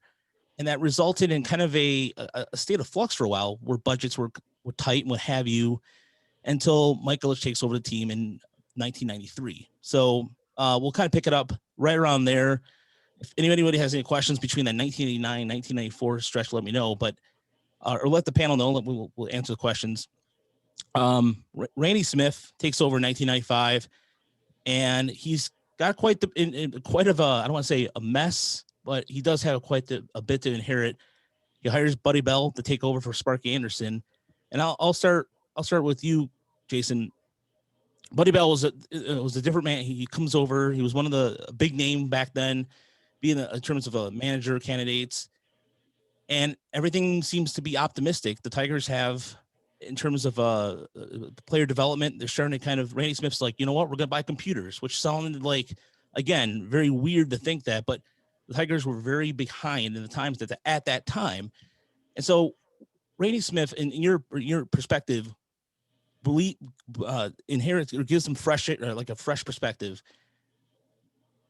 That gave the Tigers kind of a new life, and they made them look. They had the uniforms, new look, new everything, new everything. So, from your perspective, what did Randy Smith do to you right away that impressed you, or from just looking from a historical standpoint? Well, I mean, in fairness, Randy was basically before my time. I only covered the last partial year of Randy. I think, but from my memories of it from afar, what stood out for Randy was scouting backgrounds and player developments, and also they invested some money in international scouting during those years. If you look, I mean, they made some pretty notable signings with some of those guys. I think Juan Encarnacion was at one point during those early to mid 90s days. There were a couple other guys I forget about, but you really saw, I think, after the years where they were so much based on veteran talent, Randy kind of shepherded in that era where there was a focus on player development again. Now, granted, he also had some very high draft picks, Matt Anderson being first overall, but also Eric Munson and some other guys. But you saw them really try to build up through the farm system. And, when I had come in, there was really a lot of hype, a lot of attention placed on this super team from Erie that had, gotten to the Eastern League playoffs in 2001. And they'd had Omar Infante, Nate Cornejo, like Mike Rivera, the catcher, was part of that group. And so, this was kind of going to be the culmination of years of work to put together that class. And, this was supposed to be the group that, got them back in the contention. And then, by the time really they arrived, or right around the time they arrived, Randy was fired because they had the 0-11 start in 02. And the manager from that Erie team, Luis Pujols, gets appointed. And it doesn't take Dave Dombrowski long to realize that super group probably was not going to amount to very many regulars, let alone stars. And Evan, from your point of view, from a historical standpoint, I mean, we can go to late 90s and early millennium here, where the Tigers are getting up there in terms of their ranking higher in baseball America. You see the change where, out of necessity, Randy Smith had to make trades because of budget concerns. The Tigers are starting to get prospects. You have Jeremy Bonderman coming in 2003, Franklin Herman, and then the list of when Kyle Sleeve and Brent Cleven come up on the list. But from a prospect point of view, this is when the Tigers start kind of finally seems like they're starting to catch up a little bit. Yeah, I mean, I think it's the question is more like an existential one for this kind of panel is, when does a rebuilding actually start, and are you just retrospectively looking at a period of several bad seasons and retroactively declaring it a rebuilding because they were so bad? And that would be a question I guess I'd have for Jason, is whether, it was a conscious decision to, or it was just a series of lousy teams. And I guess the other question that I had for Jason, having lived through it, was in 2002, when I think it was Dombrowski, I guess, had been hired a few months earlier, and then fires Garner and Smith very early in the season. What the reaction was at the time, and I mean, I just from afar and reading on it, it seems like, well, why wasn't that decision made earlier? Why wait until a few games into the season to make that kind of decision? How was that greeted at the time? Well, it was pretty much expected. It was felt like it was more a matter of when than if. Certainly for Randy, because once Dombrowski comes in, even though he had the upstairs title of team president, the perception was, not unlike when he took over in Boston, the expectation was that he was going to run the baseball operations, that all moves were going to come through him. And so, when Mike Ilitch brings somebody on that, somebody of Dombrowski's stature on board with that title, it wasn't going to be good news for Randy Smith, even though he kept his GM title for a little bit. The writing was on the wall. So, you were kind of waiting to see, okay, is Randy going to decide to stick around? Is he going to decide to move on? He stuck around. And I think during that time, Dave was getting the lay of the land as far as how the operations were going there and what needed changing and what, who was worth keeping around. And that 02 season, they started out 0-6. They didn't really have big expectations, but they were worse than even expected. And, at that point, it was like it was a rain out day. It was a day they were supposed to play the White Sox, and it got rained out or snowed out or something like that. And they made the move to fire Randy Smith and Phil Garner in one fell swoop. And, to say, to reinforce the point that was kind of expected, Randy and Phil actually showed up and had a press conference to discuss their firings, which is still, to this day, it's incredible. I couldn't imagine anybody doing that nowadays, but they actually talked about what didn't work out. And, but that was when Dave took over and basically had all the titles. He had not only president and general manager, but he had the CEO title. So he's running basically everything. That was, I like to tell people, that was basically as close as he could get to owning and running everything with a team without actually putting his finances into it. So that was when he decided he was going to not clean house, because he did keep some people around. And I think we'll discuss that when we get to talking about some of the drafts that followed. But that was when he started instilling his people. John Westhoff came in as the chief negotiator. Al Avila, who had stayed back in Florida to kind of run he was the interim GM of the Marlins between the time that John Henry sold the team and the time that Jeffrey Loria took over as owner. He eventually came on board as Dave's right-hand man. Some other guys, Scott Reed came on board. So you saw Dave's inner circle come in around that time that Randy was about to be shown the door. I remember in the newspaper when they had the shot of Mike Ilitch, Dave Dombrowski, and then you see Randy Smith. You see Randy Smith with that face, just like, man, like he knew, like, and it was one of those visuals that still struck to me. I still remember it too, because it's just like you can see his head down, kind of like just slightly, like, man, this is happening, isn't it? But those one of those visuals that sticks out to me, and I was trying to find a example of that, but I couldn't find anything quickly. But so Dombrowski takes over. He has his people inside. He has them going, and then the draft started, and the Tigers really at this point struggle. And we mentioned it earlier. The Tigers had a struggle with drafting and getting international talent. You're talking about Juan Encarnacion, and then Jose Lima, which was in 1991.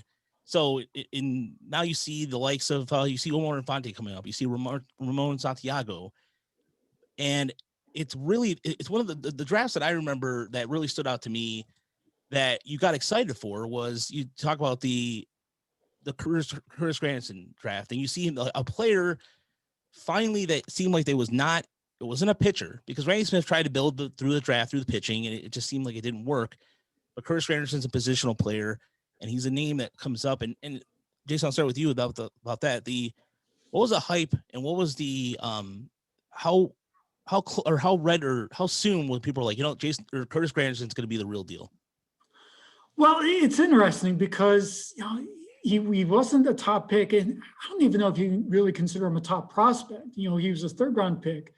Fortunately, that was actually my first season on the beats. And one of the interesting things we did back then was we did a draft roundup in which we wrote about literally every pick, which was incredible at the time. It was a huge project, but you got insights from the scouting director, and the scouting director who ran the draft for the Tigers that year was Greg Smith, who actually was one of the few holdovers from Randy Smith era. Now, I think part of the reason for that was by the time Dave made his move and fired Randy and got rid of some of the other guys in the front office, but by that point, it was the spring of '02. And so a lot of the draft scouting was was pretty much done. So you're basically just waiting for the draft at that point. You're doing some finishing touches. So it would have been crazy to kind of, try to change over the draft portion of the scouting effort at that, in that late stream. So they kept Greg on. And, it's first round pick, Scott Moore, didn't pan out. Brent Cleveland was a second rounder. But the thing that stood out about Curtis, he was a Northern kid, he played at Illinois, Chicago, not a storied college program, but he was second in the NCAA in hitting at that point. A lot of people look now, I think he finished with a 249 career average, but back in the day, Curtis was a really skilled hitter for average. And he also had the athleticism of having been a two-sport athlete when he first came into Illinois, Chicago. And so he kind of flew under the radar a little bit. And the Tigers ended up taking a chance on him and getting him in the third round. And I'm not sure they really knew the type of prospect they had. I think they were hopeful. They'd gotten good scouting reports. But if you look at how they progressed him, he started out in the New York Penn League in that summer of '02 after he signed. Usually those guys go from there to West Michigan. Well, in 2003, he ends up bypassing West Michigan and goes right up to advanced Class A Lakeland, which I think was a sign of, okay, once they got him into games and into the system, realized, hey, this guy was not only a lot more skilled than maybe they expected, but he was also really well taught and really fundamentally sound player. And I remember watching him in spring trainings. He really did things. And everybody talks about doing things the right way, but he really did things that he had the types of skills and the types of teachings that made you think he'd gone to a bigger time program. He ran the bases extremely clean. He took good routes to balls. He was almost too tentative on the base paths, but you could tell he had the makings of being a really good runner. And so I don't know if he really caught people's eyes as far as how good of a player he could be until he got to AA Erie in 2004. And he ends up hitting, I think 300, had some good power, but I think he hit 300, but he also had almost as many walks as strikeouts. It was a really breakout season for him. And that really caught guys' eyes. It was that jump to AA. That's really where a lot of the good players, that's really your testing ground to where, okay, is this guy really a major league prospect or not? And not only did he meet that challenge, I think he exceeded that in a lot of ways. He hit better in Erie, way better than he did in Lakeland. So, things clicked for him. And that was right around that point where I think he really caught people's attention. It's like, okay, this guy's got a chance to make it in the major leagues. And, another person from that draft that would be known at the time, later on, for more being a reliever, but it was a starter throughout the minors, was Joel Samaya, who really was, he came up through West Michigan, and then he was in AA. He had breezed through Lakeland, kind of struggled at AA, and then he went to, spent some time, and spent 2 seasons in AA Erie. But in terms of a starter, it was the first time that you could see a Tiger, that it was nice to see a Tiger that, from in terms of a lower round draft pick that was coming through. And Jason, talk about his rise a little bit, because as a starter, he would throw, it's just weird to think this, but he was 151, 135 innings. And then, we all know what happened in 2006 with Jim Leland making him a reliever, but his rise that was significant, at least from my perspective, that the Tigers were able to have a pitcher from the lower rounds come up. Yeah, he was a good projecting pick by the Tigers in 2002. I think he was 11th round, and drafted him out of high school. And he threw hard. He didn't throw as hard as he ended up throwing, obviously. But I think what made him stand out was the body frame. He wasn't big and burly at that point. In fact, I remember him his first pro season at West Michigan. He was kind of tall and skinny. He had some muscle, but not nearly as much as he ended up having. But that was one where you count on your scouts to look at the body frame and think, okay, this guy could grow into being a really good thrower. And that's obviously what ended up happening. And I remember West Michigan in 2003, that was the year they had John Connolly, who I think won like his first 10 or 11 decisions in a row and kind of caught attention. It was kind of a pretty good team. And then there's this, kid below him in the rotation, Joel Samaya, who throws really hard. And you can kind of see that fastball's picking up, but he's kind of wild, and it's kind of hard to get him to pitch deep in the game sometimes because he's got to, his pitch counts get up there because he's still trying to learn to control everything. So you looked at the numbers. Connolly was the guy who got attention, but whoever you talk to scouting wise, it's like Samaya was the guy to watch. Samaya was the guy they thought had the potential to be something in the majors, and they still thought him as a starter at that point. He was throwing fastball, slider, changeup.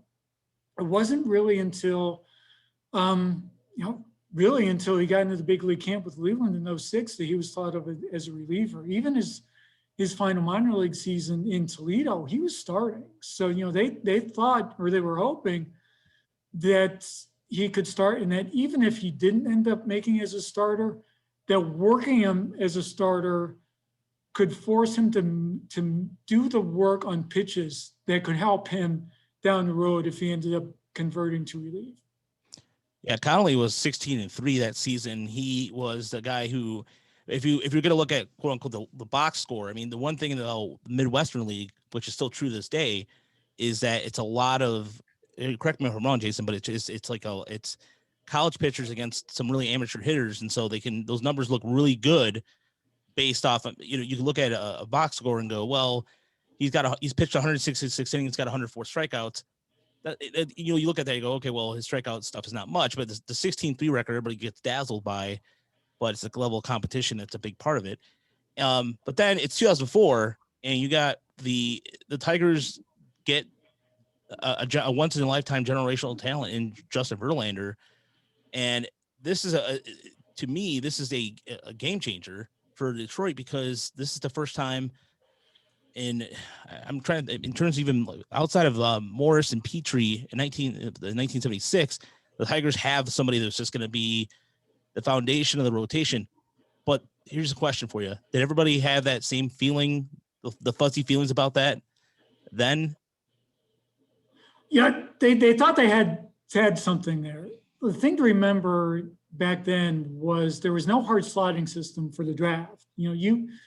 There were advised slots. There was advice from Major League Baseball on how much you should spend on each individual pick, but you weren't held to it, and you didn't have a set draft pool. You could spend whatever you wanted in the draft. Now, if you spent more than Major League Baseball thought you should, you would get a call from the commissioner's office, and they would cheat you out.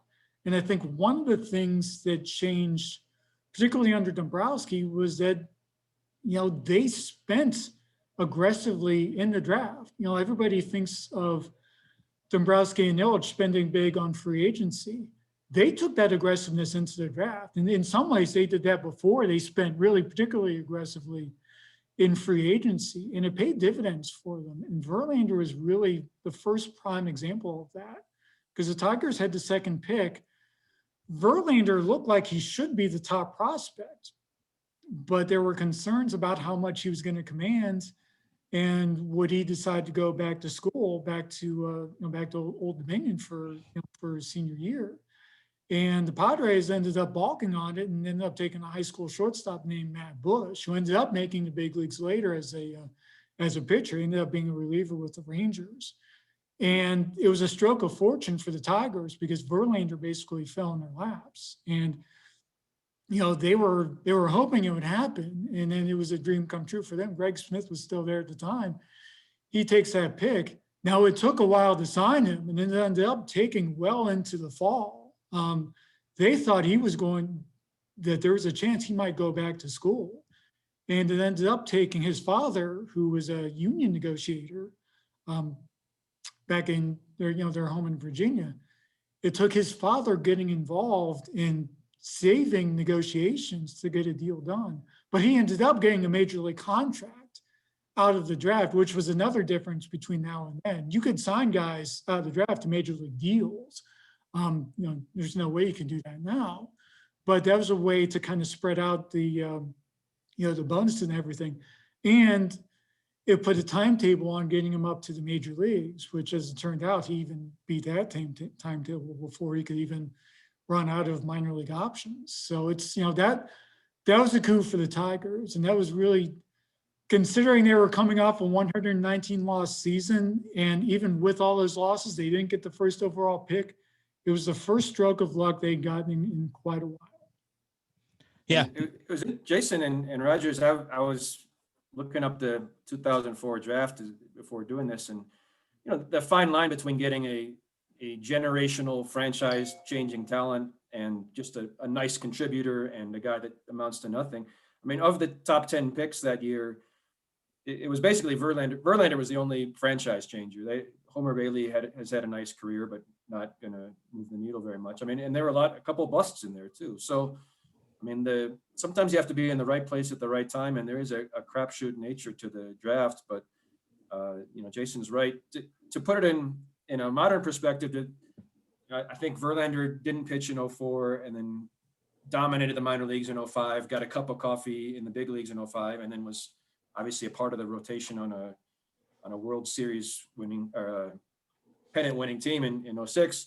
I mean, think if Mize had drafted in 2018, got a cup of coffee in 2019, won the pennant as part of the rotation in 2020. It's almost too incredible to even to wish for. But that was the scenario that took place, not only because of Verlander, but Verlander was certainly an important part of it. Yeah, you speak about that 2004 draft for the Tigers too. It wasn't really, Verlander was the only one that came of any consequence, and then it's a 2005 draft that really kind of helps Detroit in the long run, and it helps set up what's going on today with Cameron Maybin being the first pick at number 10. And the reason why that's so important is because, of course, he's part of the Miguel Cabrera trade, and there's another draft pick with that, Andrew Miller. And this is where you see Dave Dombrowski, and this is right in both your wheelhouses, gentlemen, in terms of what Dave Dombrowski was able to do and pick college players. He loved the seniors. He didn't really, at the time, the Tigers had a couple of high school players. I mean, Derek Hill in 2014 comes to mind as well. But early on, he picks guys who are pretty close to being ready. This is also a draft, too. It's interesting about the 2005 draft. It's fascinating. Is Will Rhymes, who's now the director of player personnel of the Dodgers, is part of that. And that, to me, is fascinating because this is a guy who become the Tigers' second baseman in the I would like to say the chorus or the revolving door of who've been trying to replace Lou Whitaker since 1996. But that draft, and even Matt Joyce, who's still around, there is some doubt in terms of even they originally drafted first time Alex Avila before they drafted him again later on. But it's a fascinating draft because it sets that up. It sets up the table. And Evan, I'll start with you. This is where Dave Dombrowski is one of the shrewdest traders and probably one of the best traders of all time. The process of going through that, I mean, it seems like it's just like it's a good sales pitch. What is it exactly? I mean, you've been seeing this. I think, part of it is just a willingness to, I remember reading this commentary and actually wrote something. It was when Dombrowski was with the Red Sox and he gave up a boatload of prospects to get Sale. And, it's the goal is not to win prospect rankings. The goal is to win the World Series. And I think Dombrowski understood that more than just about anyone. And as I was preparing for this, I was looking back at a list of the trades that he made with the Tigers. And yeah, yes, there were some at times nice prospects that he gave up, but there are also some prospects that he gave up that were prospects back then that we don't remember their names today. And even the Cameron Maben, first round pick, has had a very nice career by any standard, still playing today, but he's not a franchise changer. And he was able to take those prospects at their height and flip them to get franchise changing results. Obviously, Miggy being the most obvious, but also, trades that are below that were also pretty significant. And Placido Polanco and even smaller ones. I was reading about Johnny Peralta, the one that I forgot about, that, they flipped a guy that I had never heard of, but apparently was at least a mid-tier prospect back then when they flipped him, and they got several really good years out of Johnny Peralta. So I think, there is something to be said for willingness to part with prospects, and using a shrewdness, in that sense that, yes, he had some misses, and I think sometimes people remember the misses more than the hits, but he had a heck of a lot of hits as well that really not only helped the Tigers, but future teams as well. It was funny. You had the Futures game back then as part of the All-Star festivities, and obviously Verlander and Samaya were famously part of it in 2005 when the game was at Comerica Park. But there was eventually a pattern where the Tigers and the teams would have say in who they wanted to go to the Futures game for them. There seemed to be a running pattern where the Tigers would have players in the Futures games who within a year or so would end up getting traded. And so we got to joke that it was like the kiss of death for some of these guys. And sure enough, there was a third baseman showed up in Erie in like 2010, and the Futures game was in Arizona. And they sent him to the Futures game. And like the next summer, he ends up being part of the Doug Fister trade to Seattle. It's like, I want to say like Francisco Martinez or something like that. And, he was hitting well in Erie, but he didn't hit for a ton of power. But people were looking at his body frame saying, oh yeah, he's going to be, look at when his body fills out, he's going to hit for power because he's still really young. He never did fill out. But it was a good idea of how he leveraged this attention on some of these prospects to he kind of used the hype to his advantage on occasion to get these guys to become centerpieces in trades to help them get major league talent for now. And part of that was because, there was a win now philosophy that came from ownership on down, but also because, Dave was good at it. Dave knew how to leverage that. Now I think where some of his predecessors were kind of wary of the Baseball America type focus on prospects, I think Dave knew how to use it to his advantage. Well, let me ask you guys this in terms of for Baseball America before we move up a little bit in terms of years. That seemed to be as the advent of the internet and then everything in terms of getting the books available. Like I'm looking at my book list now, and I've had every Baseball America list since 2003, 2004. And that seems to be where all of a sudden you see it available with the internet everywhere. How much does that influence in terms of, and I'll start with you, Evan, in terms of just even from the reader standpoint, I'm sure you get a reader question. It's like, well, this guy should have, for example, Isaac Paredes should have been in the top 100. He was there before. How come he's not there now? And so the focus on ranking seems to be, I think, overemphasized based off the results of it. I mean, in terms of the questions, I mean, I think of one, for example, Jeffrey Hammond's name of flashback. I remember Peter Gammons going on and on about him at ESPN, and then poof, nothing. He was just nothing in Colorado. But how often does that come up in those conversations you both have? For me, the thing I compare it to, and I covered college football for 10 years at Auburn and Alabama and Tennessee, and I almost compare it to the recruiting rankings and 4-star and 5-star players and the fans' obsession with that. And I mean, I understand it.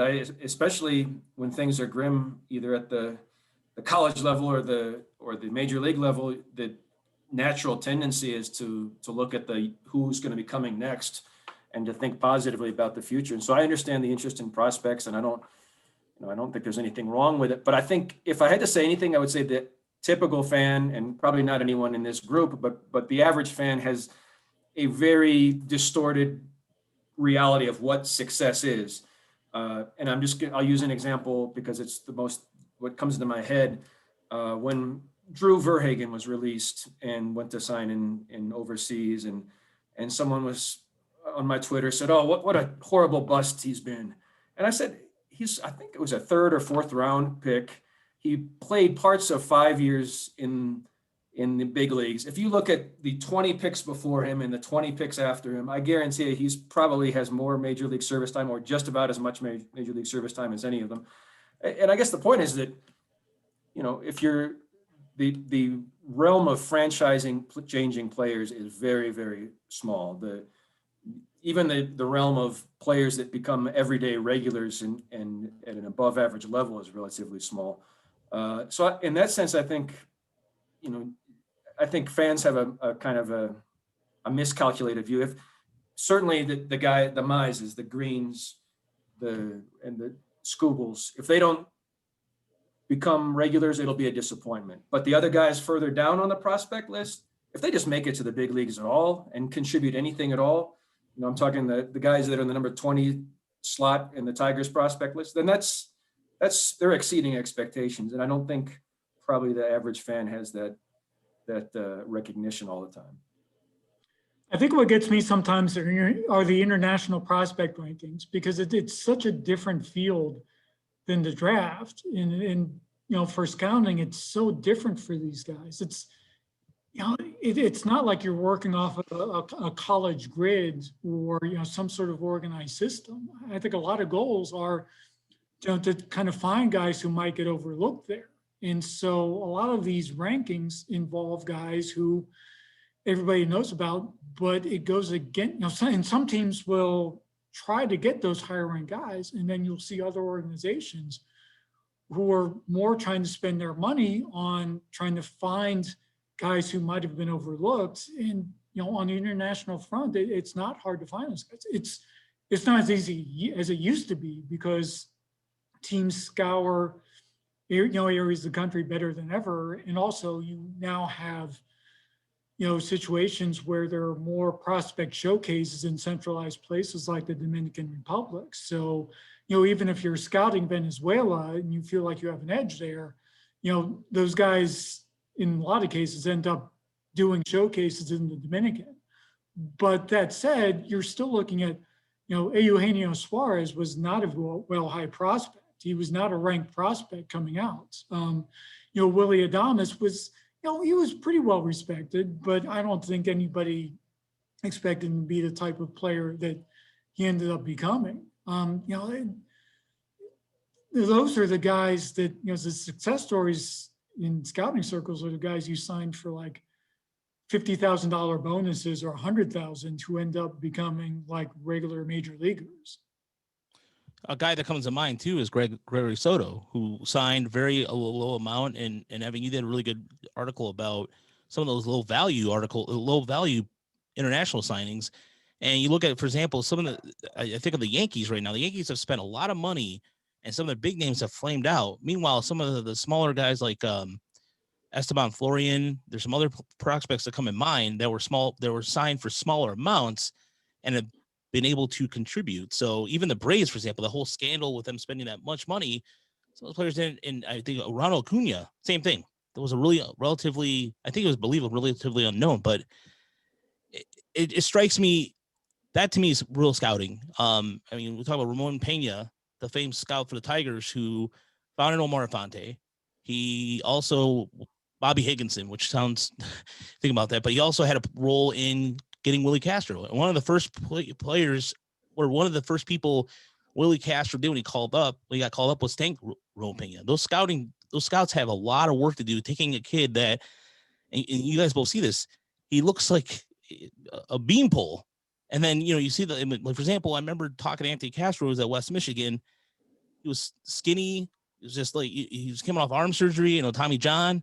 And now you see him, he's bulked up a little bit and he's throwing a wicked slider. So it's weird to see that evolution, but getting into the end of the Dave Morowski, into the Al Avila era, and this is where the Tigers are drafting high, and you're seeing now the names that all these lists are coming out, MLB Pipeline, Baseball America, and the Tigers now have in the position with they're pitching heavy right now.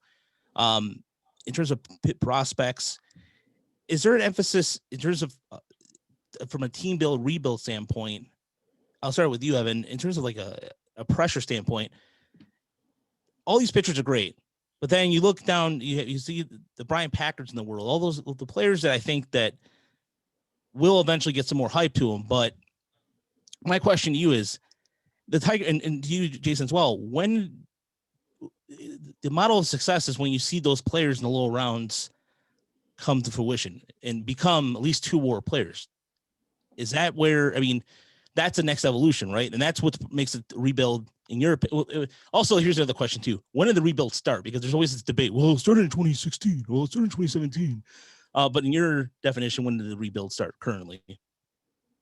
Well, and I guess I'll take the second question first and we can backtrack. But I mean, and Jason probably remembers this. It was the end of the 2016 season. It was October 2016. The Tigers, although not being an especially good team that year, they were actually in the playoff chase until the final day of the season. They had a chance to make the playoffs that year. And it was just going to be what I was fairly new at the time. I thought it was going to be a fairly routine end of season press conference with Al Avila at Comerica Park a few days after the end of the season. And it turned out to be kind of a State of the Union speech in which he said, you know, the old days of spending like crazy are over. We're going to be lean and mean and things are going to be different. And basically kind of preparing the fans for big changes that were ahead. And then in the winter that followed, nothing happened. Like literally nothing happened that winter. And the Tigers went into 2017 with more or less the same team that existed in 2016. And obviously things fell apart pretty quickly. And you know, then you can point to the JD Martinez trade in July, and then the big 2 that actually took place August 31st with Justin Upton and Justin Verlander, Verlander being the biggest. But I mean, there are a lot of what ifs there. What if the Tigers had found some trading partners that offseason in 2016 before the 2017 season? What if they couldn't get those 2 late deals done with Justin Verlander, Justin Upton? You know, I don't know. It was, for what seemed like it was going to be a clean break into the rebuilding process at the end of 2016. It actually took a few months longer than expected, and maybe was not so definitive from that moment onward. Yeah, I remember, you know, the 2016 season for the Tigers ended in Atlanta. You know, they'd had a chance to, you know, get a wild card spot and it fell apart. And I remember, you know, the sense leaving the ballpark that weekend thinking, you know, things are about to change. Like this might be the last time they're in the race for a while. I didn't know how dramatically or how quickly it was going to change, but you did get the sense that that could bring on a change of direction if they couldn't win with that team. And that, you know, that there were going to be that they were in a bad situation with payroll. You know, they were up against the luxury tax threshold with the payroll, and it was hard to find ways to get back under it without having to do some serious trades and taking a step back. I think, you know, the big question was it going to be a mini step back to where, you know, they try to get under and then reload, or were they going to, you know, really tear it all down and try to do some meaningful long-term changes with this organization? And as Evan alluded to, it was that end of season conversation with Al. They really made it clear that bigger changes were coming. And I think if they could have gotten the types of deals that they were hoping for with Verlander and JD Martinez after the 16 season, they would have made them, but it wasn't out there. And so they decided to keep the team together and see what happened with one more run, basically for lack of alternatives. And they didn't put together another run, so they tear it apart in the summer of 17. Yeah, so there was a great debate among in social media or Tigers Twitter, if you will, about when the rebuild started. But I should clear up my first question was essentially, when do you see the success? When is it for the organization to have all these, their focus is on pitchers, but in terms of getting, you look at their second base situation, you look at their outfield situation, they've been drafting heavy in the last 2 years of focusing the rebuild on that. Jason, would you agree, or would you think that that's when you can kind of go, because I think with pitchers, they're always worried, the worries about injuries and what have you. And so that's always a concern. But the likes of like Brian Packer is another, I bring him up because it's a prospect I think Tiger fans will get to know soon. He lost weight. He's working on first base. First baseman, the Tigers definitely don't have any depth in currently right now, but they're working on it. I mean, Spencer Torkelson also might be there as well, depending on what happens. But those were when the Tigers, to me at least, seem like if they start hitting on that, you will start seeing the winning, and you will start seeing a completion of the rebuild, if you will. Yeah, I would think so. And it's, you've kind of seen a two-pronged approach, isn't it? There was a stretch where they went pitching heavy in these drafts, certainly up top. And part of it was best player available, but part of it was the idea that, if you can build your own pitching, it's, the Tigers maybe think differently than some organizations, and that they'd rather build that together in-house. And that's a philosophy that dates back to the Dombrowski days, is that, if you can, you can learn, you can teach these guys, and better about these guys, and you don't have to spend a premium on finding, just simply finding innings on the market if you can get these guys in-house. But you've seen drafting on pitching, and you've seen recent drafts in international markets on position guys. And you've seen the last few international markets, the Tigers they've generally been pretty position heavy on the international market with the amateur guys, but it's been especially so the last 3, 4, 5 years. Yeah, and Jason, I don't remember what year, it wasn't too long ago, maybe 14, 15-ish, where I want to say their first 10 picks were college pitchers. It was almost too much where it couldn't have been a coincidence, where that was clearly a philosophy. And I tend to think that there is a danger in doing that, coming to a draft with too much of a preordained philosophy. I don't know, Riley Green, by all accounts, has done everything right since coming on board, and certainly there are high hopes for him with a new organization. But at the same time, I think, how tempting would it have been at that point to grab a college hitter with a guy that had a faster track to the big leagues. And I want to say that was it Vaughn that was drafted 1 or 2 spots above Riley Green, and maybe would have given them a harder choice. So I think those are the things you have to wrestle with, that I don't really have a right or wrong answer. But if you're in a position like the Tigers, and maybe you have a Riley Green that has maybe a higher upside, but also a higher risk because he's a high schooler, but then you've also got a college bat sitting there, and you feel like, well, we can get him to the big leagues in a year and a half. He's a really polished product. I think those are the things they probably wrestle with. And I think it's, like Jason said, the best overall is usually the best strategy. But it can be tempting, especially when you're in a position like this, to go for the college guys and to get a lower risk and potentially quicker to the big league type product. I do think near the end of the run, with the division titles, where they were still trying to maintain a playoff team, I do think they were drafting in some ways to have guys available for trades. Jonathan Crawford, their first round pick, I want to say in 2013. That's correct. Yep. Yeah. And like that had all the makings of a guy that they felt like could progress through the system impressively and end up, being shipped off and end up being trade bait for something. He ended up being trade bait with, Suarez in the ill-fated Alfredo Simon trade.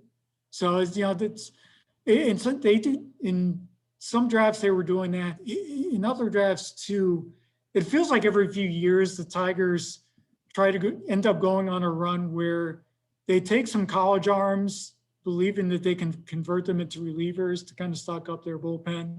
And in some ways that's changed in recent years, in which they've actually drafted some college relievers, Brian Garcia being a pretty good good example back in 2016. But, there were a couple drafts before that where they just went heavy on college arms that were okay, but not really good starters, but guys who threw in a fashion where, their player development guys could think, yeah, we might be able to convert some of these guys into relievers. Yeah, before we take questions too, I mean, I think of guys like, for example, of like the Chad Greens, the Buck Farmer who used to be a starter at Georgia Tech, and he took that fast track up pretty quickly. He was in the Toledo within a year, or after he was in Class A, he was in the Toledo in the major leagues within a year and a half. And that's a prime example of that 2013 draft. They didn't take a positional player till Colin Harrell in the 7th round. And that was just, I mean, that's Corey Knubel, who they used for trade bait, who now was going to be a flamethrower for the Dodgers. And there's Zach Reiner, who was in the system till a while. And then Chad Green, who's now a Yankees. And then one of my favorite left-handers of all time with a cool name, Joe Mantiply, who was with the Reds for a little bit. So that is a draft that you exactly talk about, was just pitching heavy. So it's time for questions, and we got a few of them. So thanks for everybody who sent in the questions, and we had some good comments too as well. The first question comes from David Ragland. How are the Tigers regarding their drafting ability and scouting, and in terms of how they've progressed so far? It seems like the emphasis on scouting. They hired the UFC Southern California coach, the pitching coach, and I'm drawing a blank on his name at the moment. Dan Hubbs. Dan Hubbs, thank you. In terms of development, and I know that the Tigers are getting better about pitch sequencing, and then their relievers and the starters and their system are starting to get a reputation for that. But so how are they progressing in terms of keeping up the pace, technology wise? Well, I think they've made some strides. I mean, I think, there has been some catching up to do, and I think they've acknowledged as much. But, I think one of the interesting things has been the college game, to a certain extent, was not ahead of the game, but they were some of the quickest adapters to technology, and you've seen that from some of their hires, and most recently the new pitching coach. So I think they've definitely invested a lot in the technology, and not only the emphasis on the technology, but making sure they have people that can take the technology and make it useful for players, because I think that's probably the biggest hurdle, is that there's a lot of data out there, but if it's not made useful for players, it's tough to process. And I think that's why you've seen some hires from the college games to help them do that. But I think they acknowledge that they did have to play catch up a bit, and have done that. And from that's, I guess, more from a player development, from a scouting and drafting, I think it's tougher to assess, just because you can only really be assessed years down the road to give a fair assessment of draft. I mean, I've done comparisons. I think everyone has. I mean, there have been some drafts where they've just kind of struck out, and barring a miracle, they're not going to have a real useful player from it. But then it's tough, because then you have a 9th round pick in Tarek Skubal, who, if he becomes what they think they can be, like the other 35 picks don't matter. If you can snag a 9th rounder that becomes a number 2 starter for 5 or 6 years, you've won that draft. And that's why I think it's tough to make comparisons. But they've had some where they've struck out, and they've had some, especially recently with higher picks, where it's looking better. And they've also had some drafts before the current rebuilding era. They've had some drafts where they didn't have a lot of really attractive picks, and they were picking, their first overall pick was 35th or 39th or something like that, and that's a lot tougher to do when you're picking number 1 or number 3 or number 4. But I think the short answer on the drafts would be a mixed bag at best. Yeah, I think it's they've gotten better in recent years, because they've picked higher, I think, and because they were able to get a Tarek Skubal in round 9. The 2017 draft, we're kind of waiting to see what happens with that. It's not looking encouraging. Even if Faedo makes it, some of those other picks like Gino Arriera and Reynaldo Rivera are looking like they're never going to come close to the big leagues. You know, I think Sam McMillan might have been in that draft, the high school catcher. So, Correct. Yep. so you know, some of those drafts are, you know, looking kind of shaky, but you've seen the increasing influence of technology and also of analytics in their recent picks. You know, they've started applying that. And part of that is because, you know, these analytics and metrics are so much more readily available at the college level now and also at the high school level. So it's easier to apply those now than it used to be, you know, certainly 10 years ago and probably 5 years ago as well.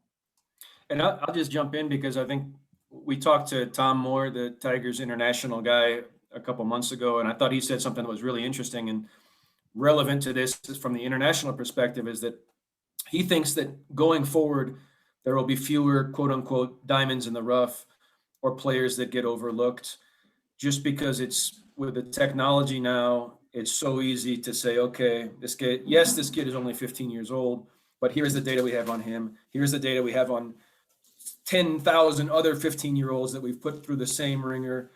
And we can quickly make comparisons and then project it out based on how those other 15-year-olds have done this is stuff that didn't exist, 10 years ago, certainly didn't exist 20 years ago.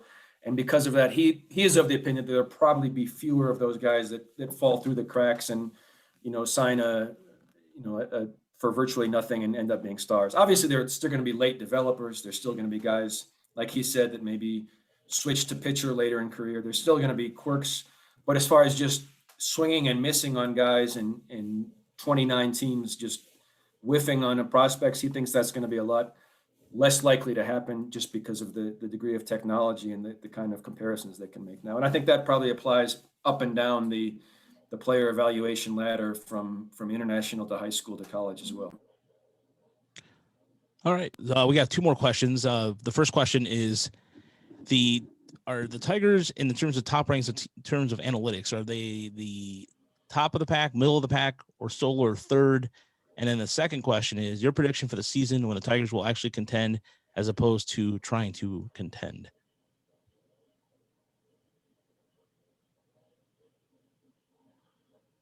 Jason, do you want to take that? Yeah. I'd say middle of the pack. I think, they've spent a lot of years trying to catch up. At the same time, during those same years, the teams that were in front have also further bolstered what they have. I think the Tigers have tried a lot in the technology realm to try to, to stand out and try to use that to their advantage. It's still an organization that tries to blend analytics with scouting. I think even after some of the recent layoffs and non-renewals, they still have a pretty good scouting department, but they have bulked up their analytics group quite a bit. So, are they at the forefront? I wouldn't go that far. I do think they're in the middle of the pack, though. And I think to a certain extent, especially because now there's no non-analytic team. There's no old school teams anymore. All the teams have invested in analysts and are spending a lot of money and effort on this. I don't know if diminishing returns is the right perspective, but when all 30 teams are doing the same thing and thinking the same way, I do think there is a level of groupthink that can take place. And sometimes, if you go one way while the other 29 teams are going the other way, I think there could be some advantage to that. Or maybe, if the level of groupthink has reached a point where maybe a certain player is undervalued, or maybe, I don't know. I think that where it was 10 years ago, where you had some teams that were way up here and some teams that were way down here, I just don't think that exists anymore. And I think that, maybe there are some teams that have a secret sauce, that have some proprietary stuff that really helps them. But I think as far as investing, spending money, thinking about, worrying about it, I think all 30 teams are there. And I wonder if the advantage is such that it was 10 years ago. I don't know. I think you do see some teams trying to kind of zig where other teams zag, not in terms of abandoning analytics, but I think you kind of see some teams trying to use it in ways in which to try to find guys that differently than other teams are trying to find analytically. It's, you're starting to see now, I think you are starting to see some teams put an emphasis again on, putting the ball in play and trying to find guys who make contact and trying to find ways to exploit shifts and to be able to, the whole idea, I think the first place was try to find, undervalued talent and try to find undervalued aspects to get a competitive advantage. And when everybody started thinking the same, that kind of evened itself out. And now you see teams trying to get back to that whole undervalued thing. And I go ahead. was just going to answer the second part of the question real quick. I'm going to say 2022 because I don't think it's going to be 2021. I don't think the Tigers are markedly better this year than they were last year, and may even be a little bit worse depending on what happens during the final 2 weeks.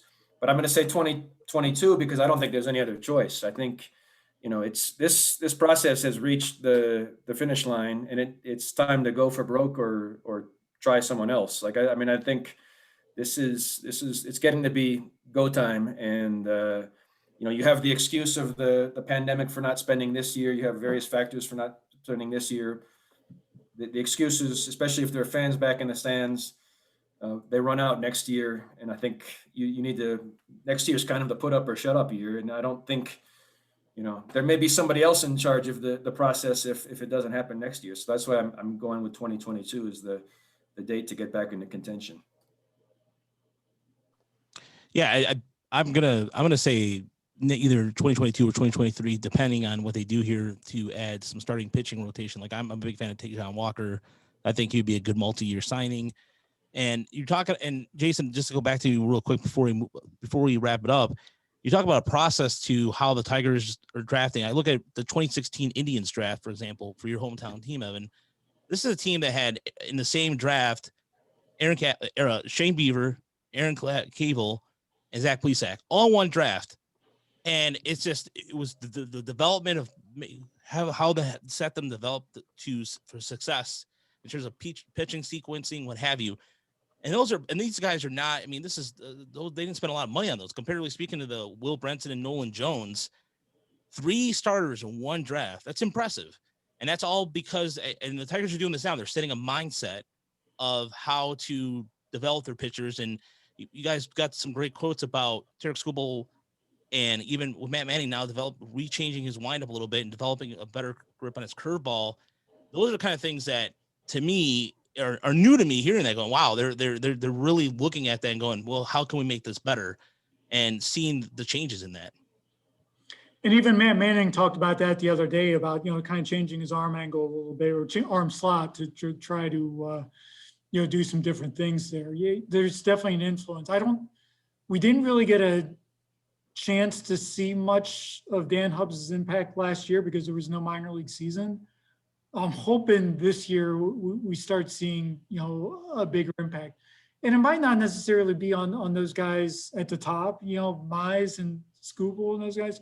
Yeah, you can influence them, but they're pretty talented. I think the big judgment on a guy like Dan Hubbs is going to be how he impacts those guys taken in the middle rounds. Do those guys all of a sudden start going from organizational arms to guys who can make the big leagues and have an impact? And do you get some lower drafted guys who end up, making some noise? Yeah, absolutely.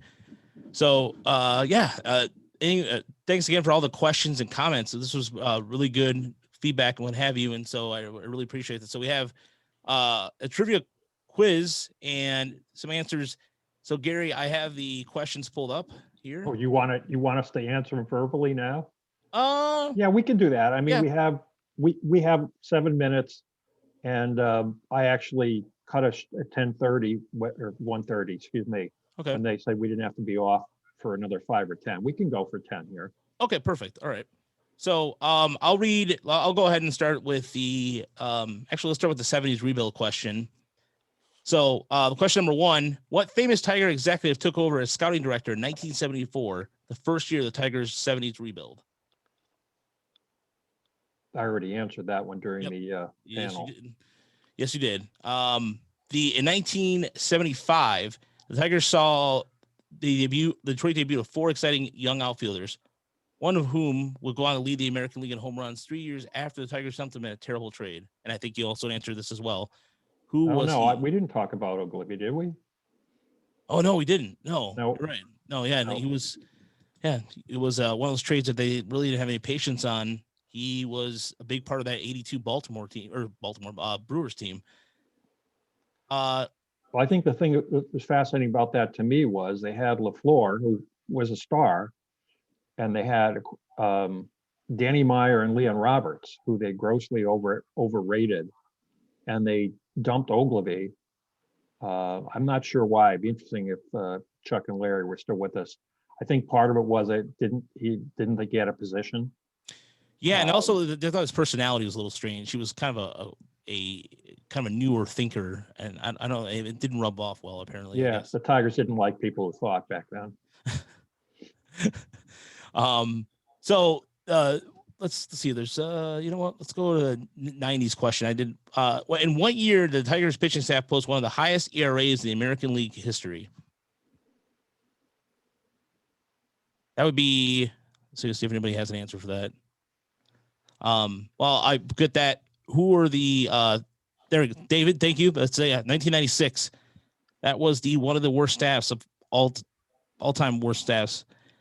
Who were the 3 Tigers general managers from 1991 and 1995 before Randy Smith took over?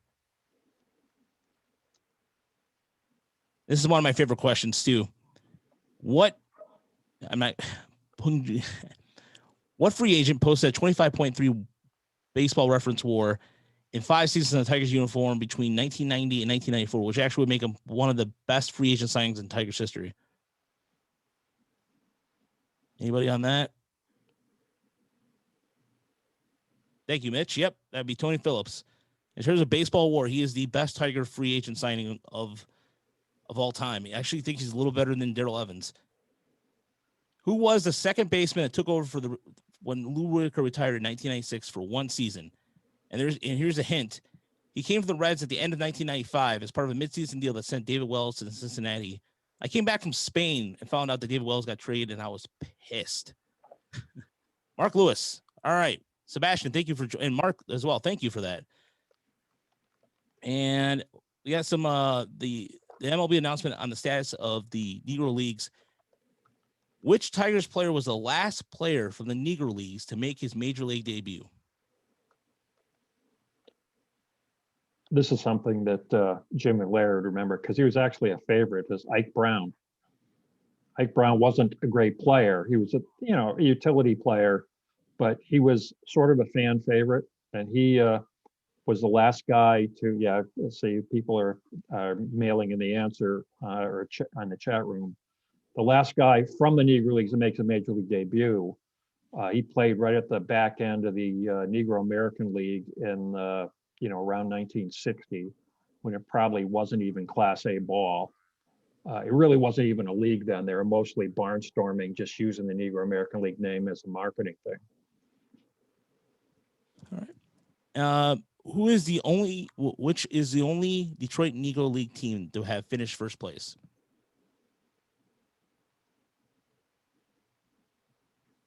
Oh, Mitch is going to the keyboard here.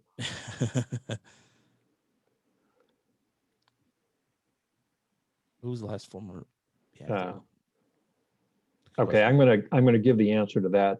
Okay. I don't know. The Stars only finished first once, and that was the second half of the 1930 season, and then they lost the league championship series. So I don't consider them to finish first, but it was the Detroit Wolves in 1932. The Detroit Wolves were leading the Negro East-West League when the league collapsed, and they had a hell of a record. They had 5 future Hall of Famers on that team. Smokey Joe Williams near the end of his career, Willie Wells, who doesn't get enough credit as being one of the greatest players in Negro League history, one of the greatest shortstop in history, Ray Brown, Mule Suttles, and who am I missing here? I'll think of the 5th one in a second. Cool Papa Bell. Yeah, Cool Papa Bell. Oh, wow. Nice. I mean, that was a hell of a team. That would have been a great team to see, play out over a full season and have like a real World Series to show its stuff. So I'm going to ask one tougher question back from the 90s. I don't know if anybody's going to get this. If they get this, tip of the To get cap. this, you have to retire. Alan Trammell retired after the 1996 season. He singled off in his final at bat off Milwaukee's closer. Who was that reliever? I had to put in the hint because I didn't think anyone was going to get it without a hint. Even so, even with the hint, it's a tough question. Yeah, that is a tough question. Oh, there's Sebastian. Of course, I mean Sebastian comes through with that nice. Yeah, I figured he might have a chance at that. So, but yeah, so just the we'll post the rest of the answers and after our Zoom meeting ends. But again, thanks to Evan, thanks to Jason. I know some of those questions from the 90s were pulling back a little bit, but I really appreciate you guys doing the homework on that. And again, thanks to Larry and Chuck.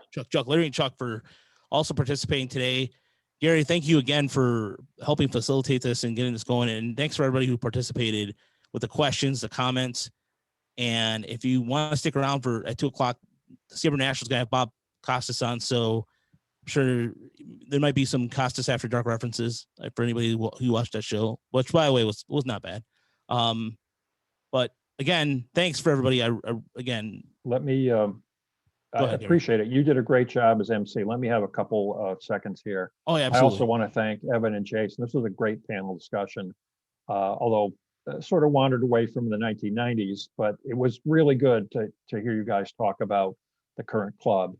And I thought the first panel went pretty well. We appreciate the chat. We're going to do this again soon. And I want to encourage everybody to check, if you're not a SABR member, to join. And if you are a SABR member, to keep alert for emails. We're probably going to ask for a naming solution for our chapter. We've vacillated about this for years. We're currently in favor of the K-Line Stearns chapter, which I hope everyone would appreciate, would be a great name, especially since Turkey Stearns thought Al K-Line was his favorite and that K-Line played the game the way Stearns did. I think that would be a great name. Yeah, we're not selling naming rights, no. Some smart ass on the chat, I won't say who. Also remind you again, the full video of the Greenberg Symposium is available to watch, as well as Nathan's 10-minute report, which I'm going to watch as soon as we get off here. And I think that's it. Oh, and this Zoom has been recorded, so we're going to post this, right? That's correct. So yep. Anyone who doesn't have good stuff to do can watch it again. All right, folks. Thanks so much, and enjoy the rest of the Thanks, week. everybody. Take care. See ya. All right. Thank you, guys. Thank you.